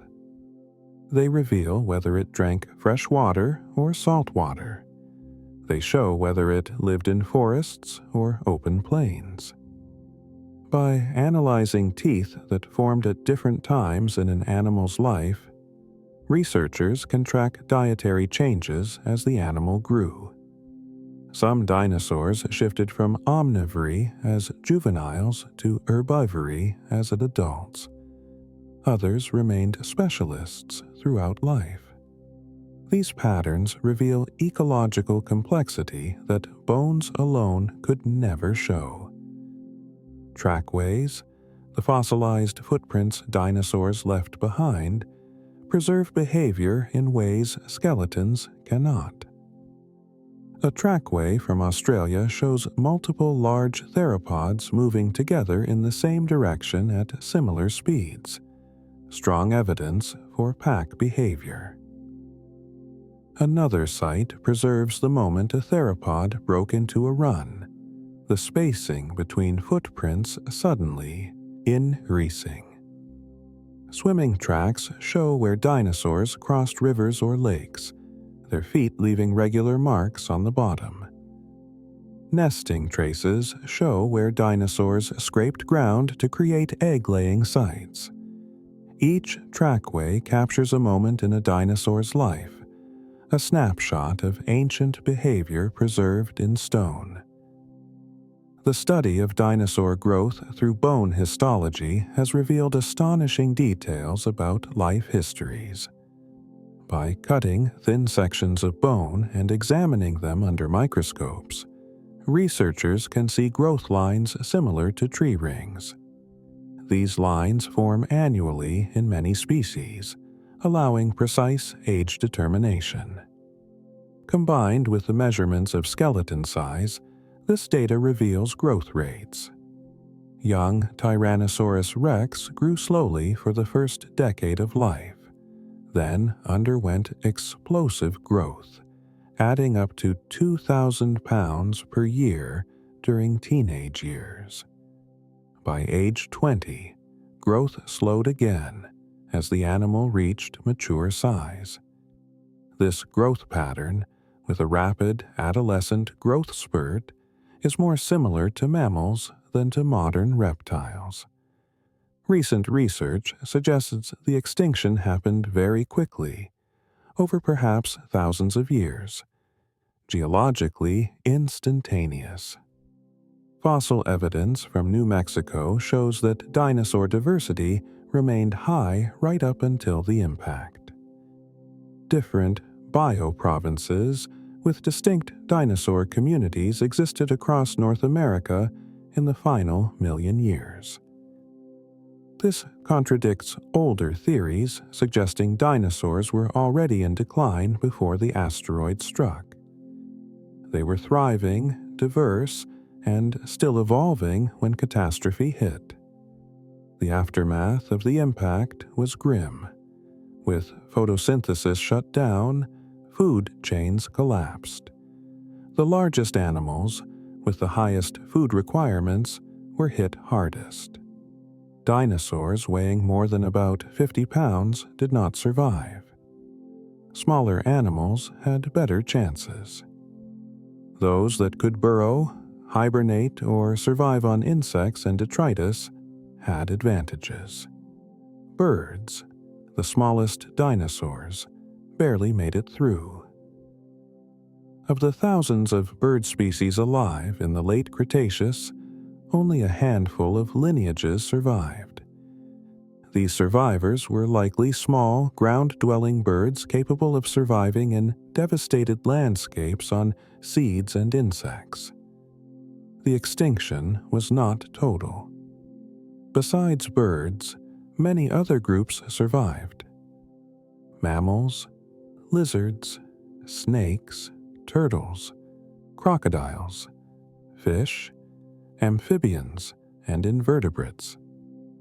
The survivors faced a world transformed.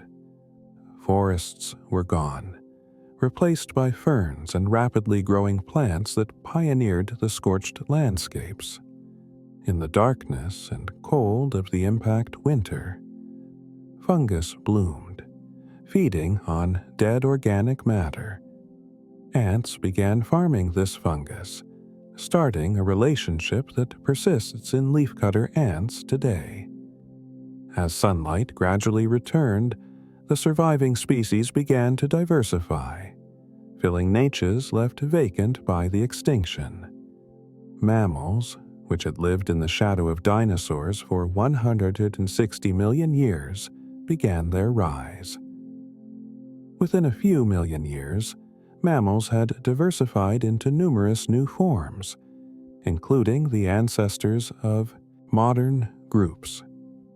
Without large dinosaurian predators, mammals could grow larger and exploit ecological roles previously unavailable to them.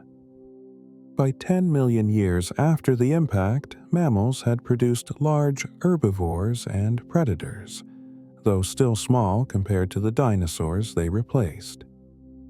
Birds, meanwhile, underwent their own radiation. The few surviving lineages diversified into thousands of new species, spreading across the recovering world. Modern bird groups, from songbirds to waterfowl to raptors, all descend from the small survivors of the extinction. Today, birds represent the most diverse group of terrestrial vertebrates besides fish, with over 10,000 species. They have adapted to nearly every habitat on Earth, from Arctic tundra to tropical rainforests, from open oceans to urban centers. In body plans, behaviors, and ecological roles, modern birds showcase the evolutionary potential that allowed dinosaurs to dominate for so long. The legacy of dinosaurs extends beyond their living descendants. Dinosaurs shaped the ecosystems they inhabited, driving the evolution of plants and other animals. Their extinction created opportunities for new groups to rise. Their fossils have captured human imagination, inspiring wonder, scientific inquiry, and cultural fascination. Museums around the world display dinosaur skeletons that draw millions of visitors, sparking curiosity about natural history and deep time. Dinosaurs remind us that Earth's story is vast, that entire worlds existed before us, and that nothing, no matter how dominant, lasts forever. As we drift toward the end of this journey through the age of dinosaurs, let your mind settle on the images we've explored together. Giants shaking the ground with each step, feathered hunters stalking through ancient forests, mothers tending nests under Jurassic skies, herds moving across plains that no longer exist. These creatures, so different from anything alive today, were as real as any animal you might see tomorrow. They lived, hunted, fed, cared for their young, and adapted to their world for an incomprehensible span of time. And when their era ended, one lineage persisted, transforming into the birds that sing outside your window. If you enjoyed this quiet exploration of dinosaur facts, I invite you to like this video and subscribe to the Sleepy Science Society. Your support helps others discover this peaceful space where science and wonder meet. For now, though, let yourself rest. Let these ancient creatures drift back into deep time. Let your breathing slow and your thoughts settle. The night is here to cradle you. You've traveled far enough. Good night.